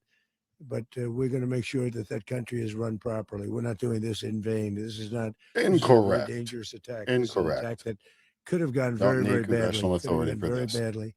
We could have lost a lot of people last night. We could have lost a lot of dignity. We could have lost a lot of equipment. The equipment is less important, but we could have lost a lot. And we're going to make sure that this is proper. We're there now. We're ready to go again if we have to. We're going to run the country right. It's going to be run very judiciously, very fairly. It's going to make a lot of money. We're going to give money to the people. We're going to reimburse people that were taken advantage of. We're going to take care of everybody. It's very important. We couldn't let them get away with it. They stole our oil. We built that whole industry there, and they just took it over like we were nothing. And we had a president that decided not to do anything about it. So we did something about it. We're late, but we did something about it. Yeah, please. Mechanism by which you're going to run the country? Are you going to designate a U.S. official to coordinate? It's Can you all just unpack that? being done right now. We're designating people. We're talking to people. We're designating various people, and we're going to let you know who those people are. Would run Venezuela. Well, it's largely going to be for a period of time. The people that are standing right behind me. We're going to be running it. We're going to be bringing it back. It's a dead. I talk about a dead country. A year and a half ago, we were a dead country. Now we're the hottest country anywhere in the world. We're a country doing better than any country anywhere in the world. And it required leadership. Venezuela has a lot of bad people in there, a lot of bad people that shouldn't be leading. We're not going to take a chance that one of those people take over for Maduro. So you can look at, and others, we have fantastic people, including people in the military. So we're going to have a group of people running it until such time as it can be put back on track, make a lot of money for the people, and give people a great way of life, and also reimbursement for people in our country that were forced out of Venezuela. Rubio would be. You said earlier today that you weren't going to back Machado to come back and be the opposition leader in your Fox and Friends interview. And then you also mentioned the vice president of Venezuela. Are you going to work with the vice president of Venezuela, or how do you foresee the relationship Well, I going? understand she was just sworn in, but she was, as you know, picked by Maduro. So Marco's working on that directly. He just had a conversation with her, and she's essentially willing to do what we think is necessary to make Venezuela great again. Very simple. Mr. President, Colombian President Gustavo Petro, a couple weeks ago, he said he's got to watch his ass. And today he said he's not concerned about anything happening to him in the aftermath of this operation. So just what your message is Well, about he that. has cocaine mills. He has factories where he makes cocaine. And yeah, I think I stick by my first statement. He's making cocaine. They're sending it into the United States. So he does have to watch his ass. Mr. President, did you notify any members of Congress in advance? Marco, do you want to talk about that? Because you were involved. Sure.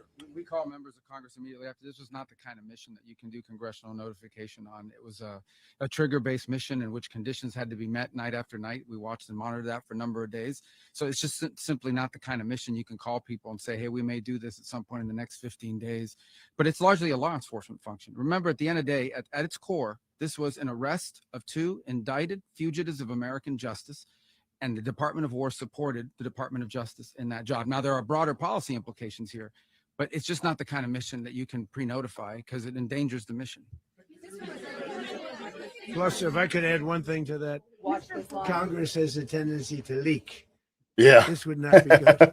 If they leaked, General, I think it would have been maybe a very different result. But I have to say, they knew we were coming at some point, a lot of ships out there. They sort of knew we were coming. We went there. But Congress will leak, and we don't want leakers. People to watch this all play out live. What was Maduro doing when the U.S. forces entered what I assume would be his home? And also, was there any point where the U.S. was considering if Maduro pushed back or resisted killing Maduro? It could have happened. It could have happened. He was trying to get into a safe place. The safe place is all steel. And he wasn't able to make it to the door because our guys were so fast. They went through the opposition so fast. And there was a lot of opposition. People were wondering, do we get them by surprise? Sort of surprised, but they were waiting for something. It was a lot of opposition. There was a lot of gunfire. You saw some of it today. But he was trying to get to a safe place, which wasn't safe because we would have had the door blown up in about 47 seconds, they say on average, regardless of how thick the steel was. It was a very thick door. It was a very heavy door, but he was unable to get to that door. He made it to the door. He was unable to close it. Go ahead, finish. To be in the time being right now, do you know his exact Well, whereabouts? eventually, ultimately, in the near future, he's going to be brought to New York. And where is he going to be held? Where is he going to be held in New York? Do you know? That's going to be up to the officials that do these things. Mr. President, the U.S. has something of a mixed track record of ousting dictators.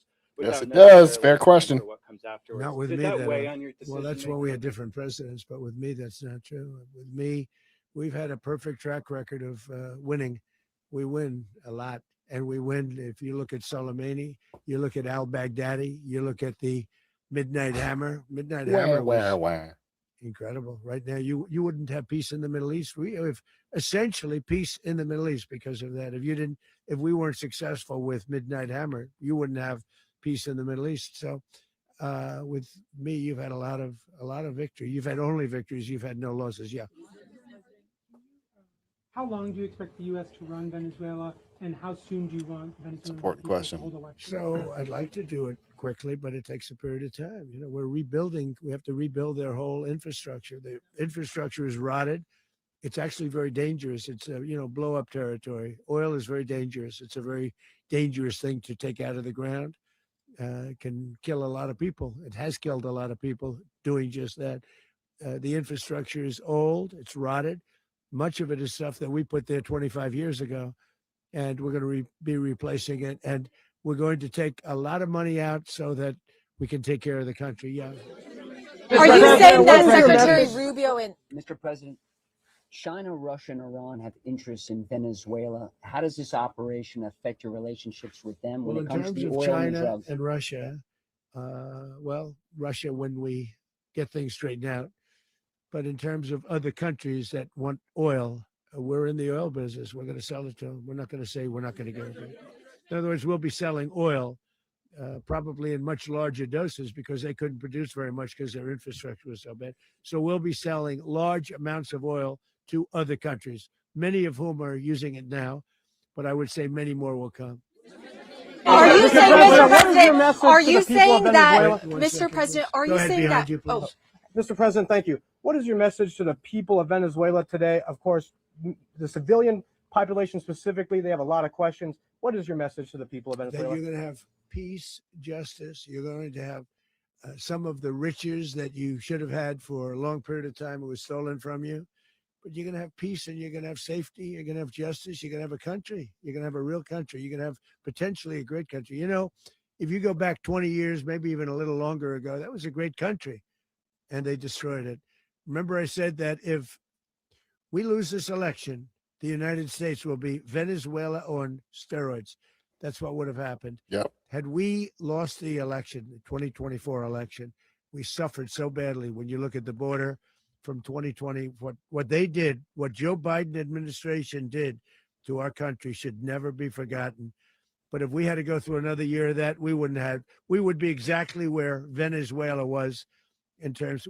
I used to say, if they win, we're going to be Venezuela on steroids. And that's what would have happened.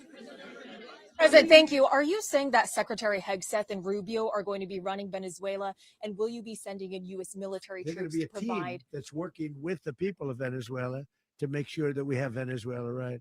Because for us to just leave, who's going to take over? I mean, there is nobody to take over. You have a vice president who's been appointed by Maduro. And right now she's the vice president and she's, I guess, the president. She was sworn as president just a little while ago. She had a long conversation with Marco and she said, we'll do whatever you need.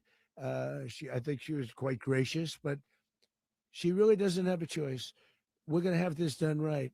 We're not going to just do this with Maduro, then leave like everybody else, leave and say, let it go to hell. Yeah. If we just left, it has zero chance of ever coming back.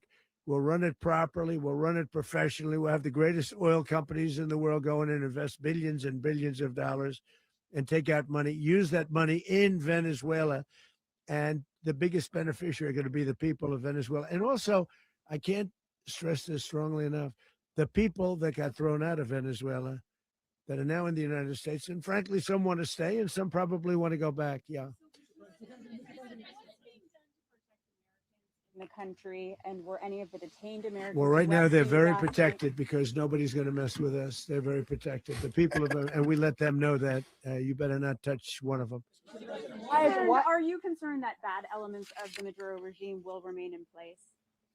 Well, we know who they are. We're on them, and they're acting much differently now than they would have acted 2 days ago. Okay, wait, behind you, please. Mr. President, why is running a country in South America America first? Well, I think it is because we want to surround ourselves with good neighbors. We want to surround ourselves with stability. We want to surround ourselves with energy. We have tremendous energy in that country. It's very important that we protect it. We need that for ourselves. We need that for the world. And we want to make sure we can protect it. Yes, sir. Please, go ahead. Is a message for Cuba and U.S. canals? Well, Cuba is an interesting case. Cuba is, not doing very well right now. That system has not been a very good one for Cuba. The people there have suffered for many, many years. And I think Cuba is going to be something we'll end up talking about because Cuba is a failing nation right now, very badly failing nation. And we want to help the people. It's very similar in the sense that we want to help the people in Cuba, but we want to also help the people that were forced out of Cuba and living in this country. Do you want to say something about that, Marco, please? Well, I mean, I just gave you a statement a few minutes ago about, when the president speaks, you should take him seriously. So suffice it to say, Cuba is a disaster. It's run by incompetent, senile men, and in some cases, not senile, but incompetent nonetheless. It has no economy. It's in total collapse. And by the way, they were, all of the guards that helped protect Maduro, this is well known, their whole spy agency, all that were full of Cubans. I mean, it's amazing. This poor island took over Venezuela in some cases. One of the biggest problems the Venezuelans have is they have to declare independence from Cuba that tried to basically colonize it from a security standpoint. So, yeah, look, if I lived in Havana and I was in the government, I'd be concerned, at least a little bit. Well, the president already announced a week ago that anything that's sanctioned, it's sanctioned oil, it's not going to be allowed to get there. So that's a pre-existing. The answer is yes. Yes.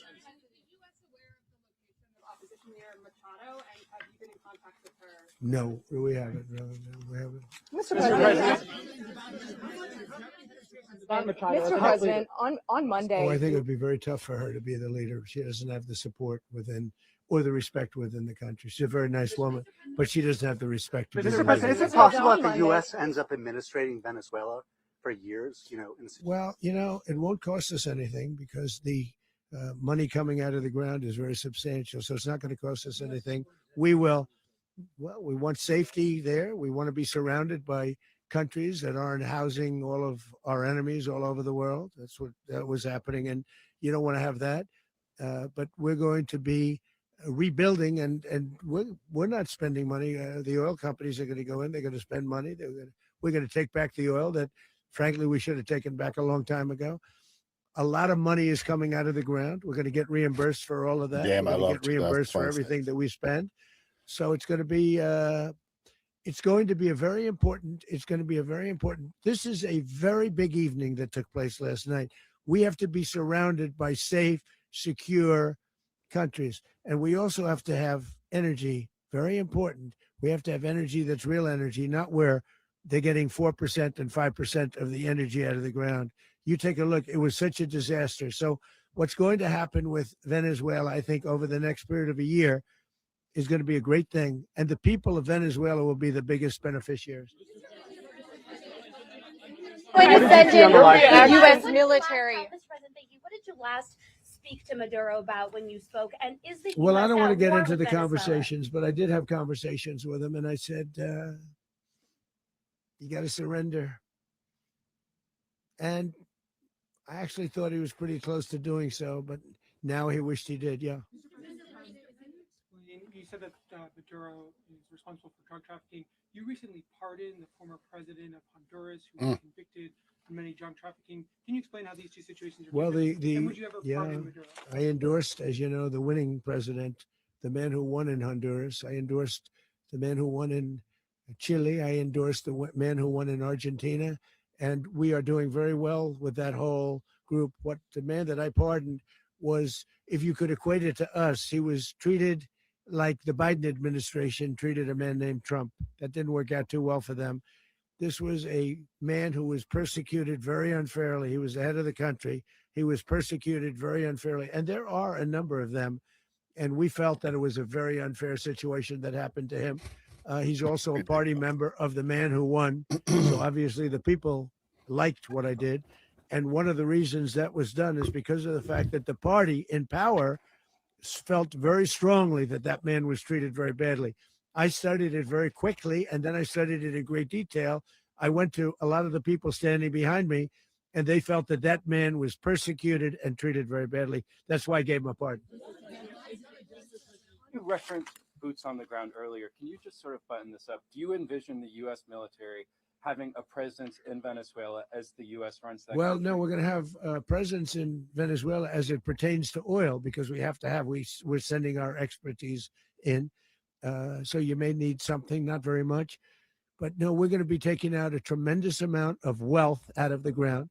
And that wealth is going to the people of Venezuela and people from outside of Venezuela that used to be in Venezuela.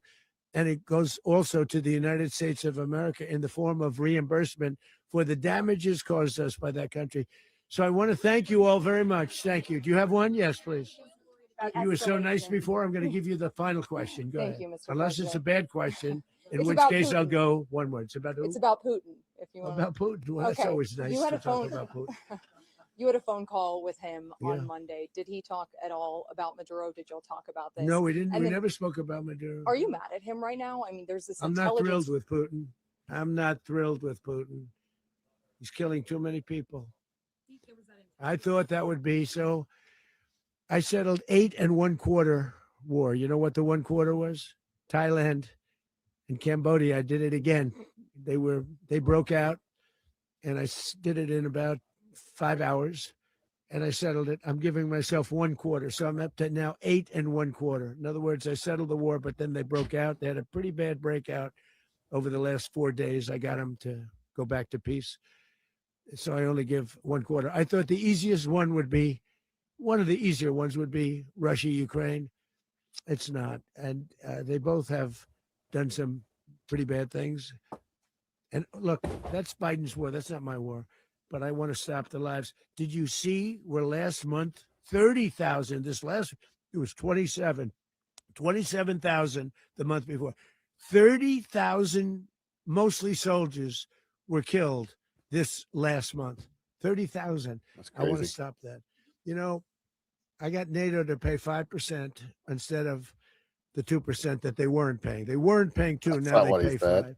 That's not And what we he send them a lot said. of munitions. We send them a lot of things, missiles and various other things, a lot.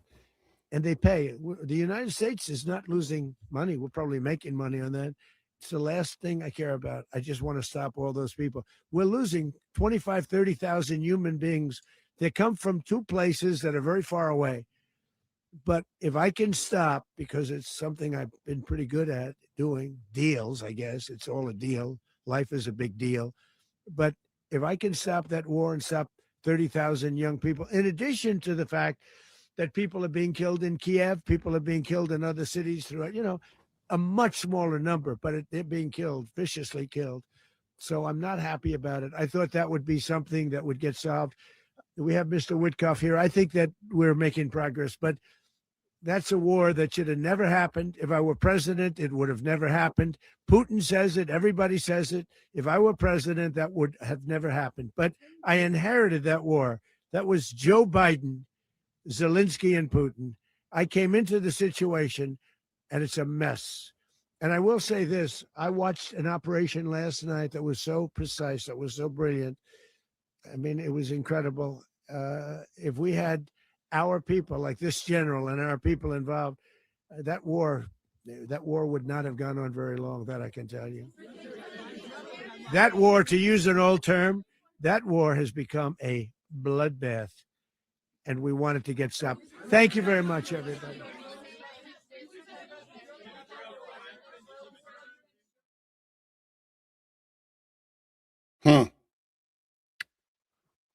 That's power. That's power. Hey, Party Bonza. We'll have to get. I'm going to go back and read some of these comments here from earlier, so we can just address some of them, because why not? Why not? Let's wrap this up after this. We'll go through some of these. Trump is all over the files. Any cult member still supporting him supports child sex abuse. Okay, he's in the files. You should read about it, though. You know, when they say he's in the files, that's where you should continue to read, not where you should stop reading. He's in the files, taking plane rides to New York, New Jersey, that kind of stuff. If you are pro-Trump, you are helping protect child rapists. Congratulations, you have absolutely no standards whatsoever. Don't know how you deal with the naysayers, Mags. Wow. You know what? I kind of enjoy it. I went back and watched one of my streams that I did, my live streams that I did. I think it was July 9th. And the first live on the 2022. And that was the first live stream I ever did. I think it was on the 6th when we first went into DC and occupied the lawn. And I said back then, I was saying the same thing I'm saying now. I don't mind trolls. I don't mind it. Come in and have a conversation. Let's talk a little bit, or if you need to vent. Just be respectful to the chat, but vent it out, I think it's kind of funny. And if you ask me, it's educating. It's educational. Oh crap. Conservatives are now explaining why being on Epstein Island was a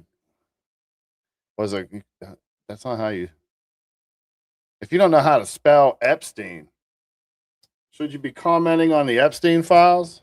I don't know. I would say no. Epstein Island was a good thing. No wonder y'all want to go to daycares. Some of the stupidity on the left is just ridiculous, like this. MAGA equals Nazi.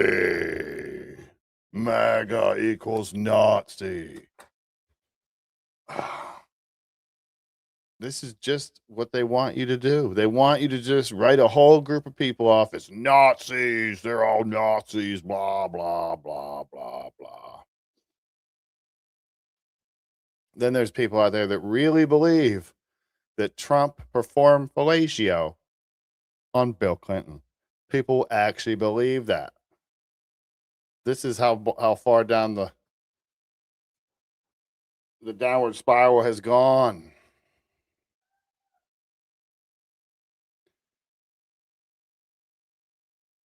Let's get to this now. What's this one? After this year, all the Republicans will be gone. What's that mean? What's that mean?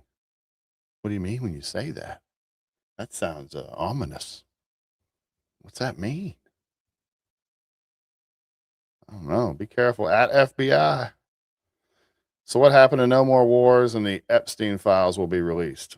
F him and F you too if you support. He's a goddamn warmonger, demented pedophile. Send Barron to fight this war. It's not a war. It was a military action. Hang on. It's not a war. It's a military action. Okay, we good now? I think we might be good now. This one's funny. Trump is trans. Oh, I wonder if that person believes it, if they're just trying to be a troll, you know? To all comments about Biden. Biden is no longer president. Neither is Obama. So we're just supposed to forget about all the tyrannical things they did. Don't mention it anymore. You're not allowed to mention it anymore. Kind of ridiculous if you ask me. And then this guy here earlier was in there. He said, I like how I proved to you that Trump's down to only 29% approval rating. You came back and argued my exact point that Trump is only 29% approval rating. So this guy came in and he was like, Trump's approval rating. He said Trump's approval rating is only 29%. And then when he got called out on it, it was like 44%. Then he said, oh, well, I just meant strongly approve. I just meant strongly approve. That's not what you said when you first came in and said anything. So is that really what you meant? I don't know.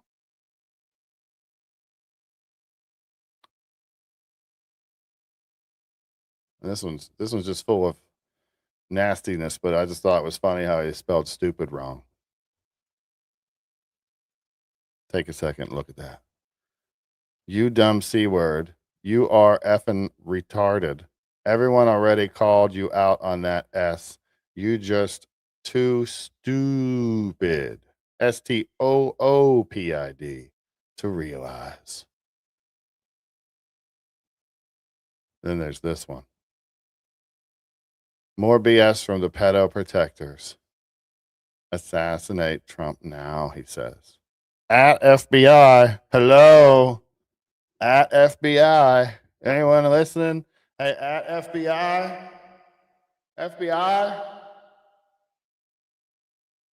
I don't know if they heard that or not. Maybe. We'll see. Got to get that oil. I mean, drugs. I don't think it's got. I think it's got more to do with other things, to be honest with you. And of course, this one, because I mean, you got to check that out. You got to check the store out.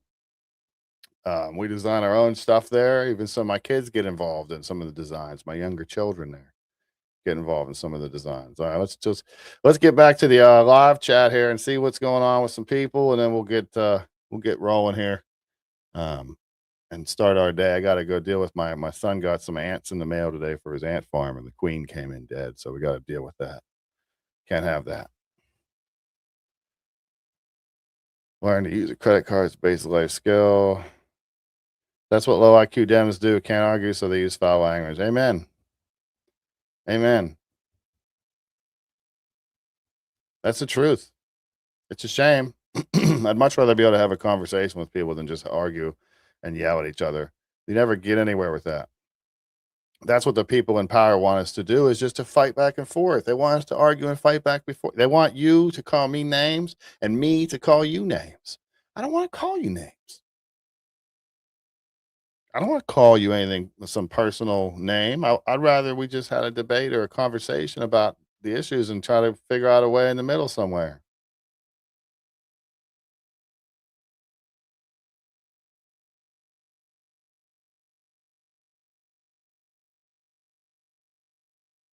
Alert, alert. I love I love stupid people. They create more laughs than a blue collar tour. You know, it's kind of goes the same logic as it was when I had my business and I would get resumes in. Some of these resumes, man. No offense to those guys that made these resumes, but my goodness, man. There was so many times I'd be like, why did you put that on your resume?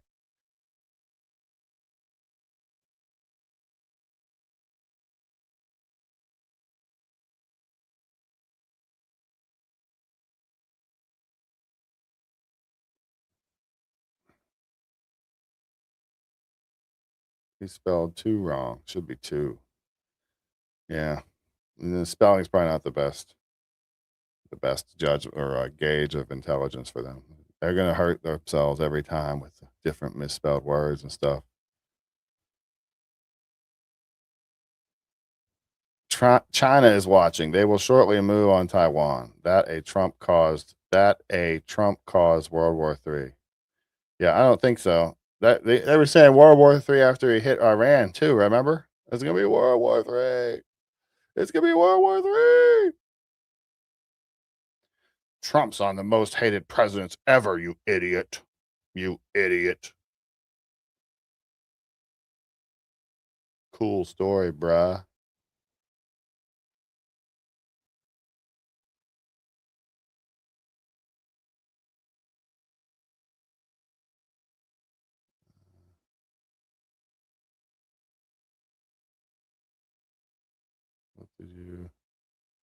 What did you prefer more, Trump's pedophilia or him wiping his ass with our Constitution on a daily basis?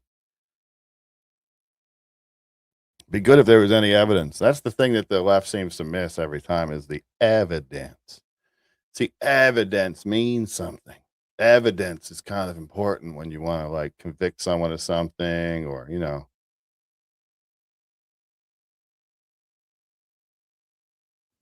Yeah, forget about that.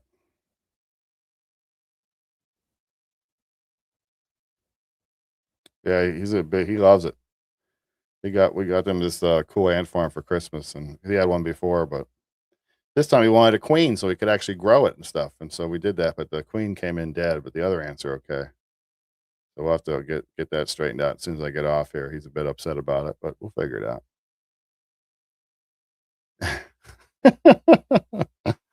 You might need defensive ants for that queen problem. I'm pretty sure no one needs defensive ants.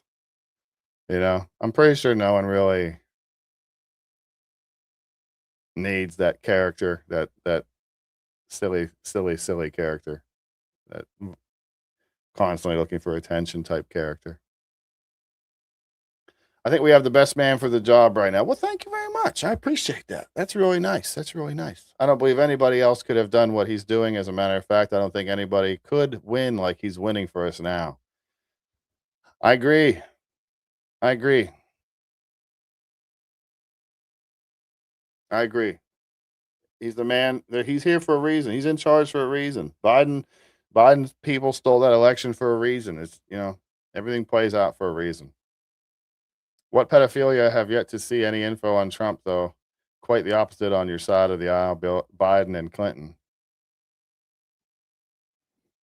Thank you for the show, MagAmericans. Huge hugs.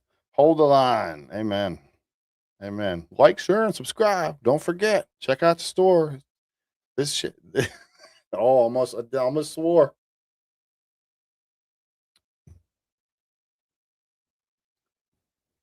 I don't ask for donations. You can. I don't ask for donations. There's a link in the chat, in the description, but I do ask that you check out the store, shop.magamericans.com, and just see if there's anything in there that you like.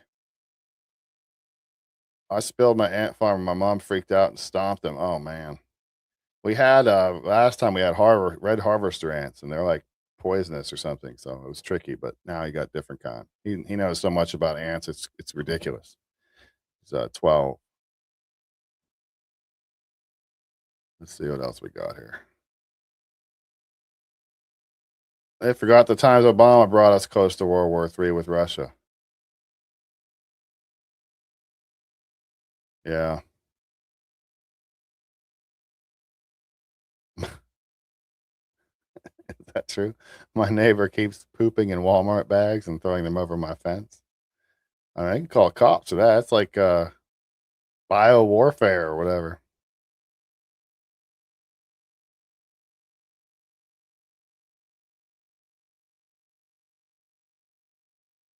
And I realize you're not going to post anything that I say because I'm pro-Trump, and you guys are so down in the mouth about it. Yeah.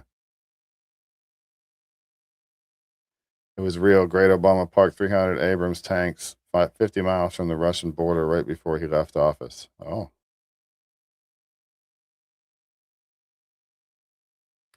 China is a joke. They will do nothing. Yeah, I tend to agree with that.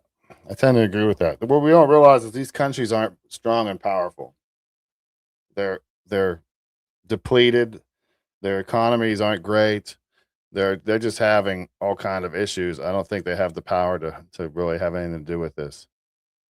I saw some reports that there was Russian fighter jets over Venezuela, but I think that came from about 7 months ago. I think that was there were Russian fighter jets there doing some training and that kind of stuff. So, wires get crossed and reports get pushed to now. And I'm sure that guy who posted that got a lot of viral views, even though he probably knew it was wrong when he did it. But that's not the point to be right with a lot of these people. It's to be first, or whatever you want to call it. So you get those clicks. Got to get those clicks.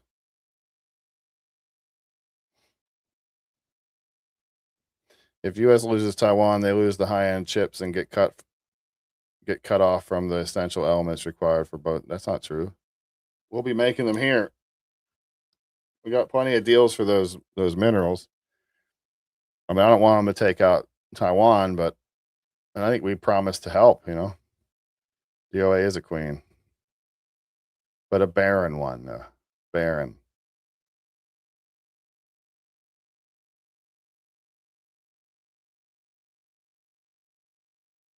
Chicken Boy is still running. Yeah, run. Think about all the stuff that one streamer has. He's been done so many bad things, filming children, going to the bathroom, and some other stuff. And he always seems to evade, but he's always got legal problems. Is it worth it? No, it's not worth it.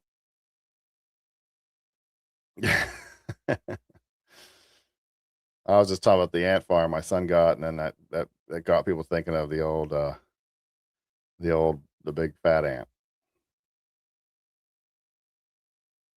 Yeah, please remember to hit that like button, like, share, subscribe, yada yada yada. Yeah, they sure are. I enjoyed it. He's very happy about it. He's up there watching the other ones, but he's upset about the queen came in dead. So we'll have to see if we can. What we got to do? We'll have to order another one, I guess. They're supposed to be, if they come in dead, they'll send another one.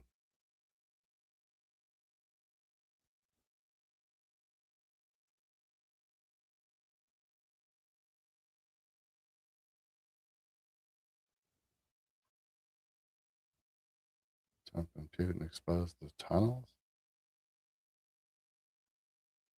If China steps in to save the world from this aggression, America might be cooked.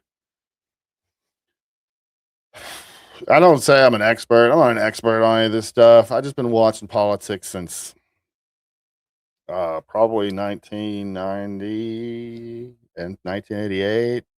Actually, it was earlier than that. Probably 80. I'll say 88. I've been watching politics pretty closely since 1988.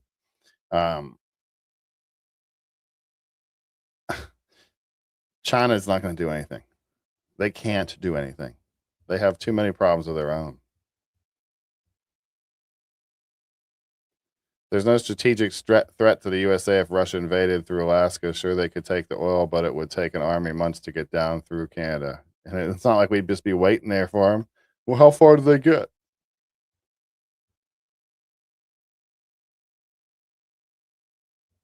Yes.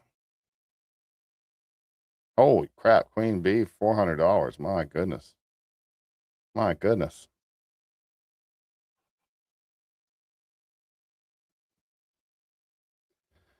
Yeah, for many years, right?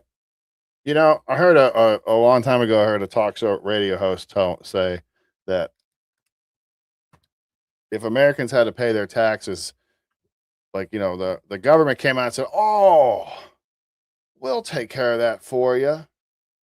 We'll take care of that for you. We'll make it so you can just pay. What is happening to my screen here? We'll just make it so you can just pay, and we'll take it right out of your paycheck. We'll take your taxes right out of your paycheck. That was the worst idea. Can you imagine how people would be if they didn't have to? What is happening? Why is my stuff getting all messed up? If you had to pay your taxes in cash every year, people would wake up a bit more to the tax burden, but people don't pay attention because they get it taken out of their checks. There's no problem there. I don't know what's going on. I'm having some technical difficulties, it looks like, over here.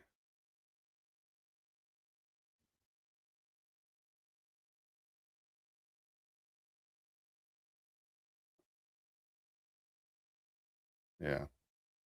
All right. Well, considering the some of these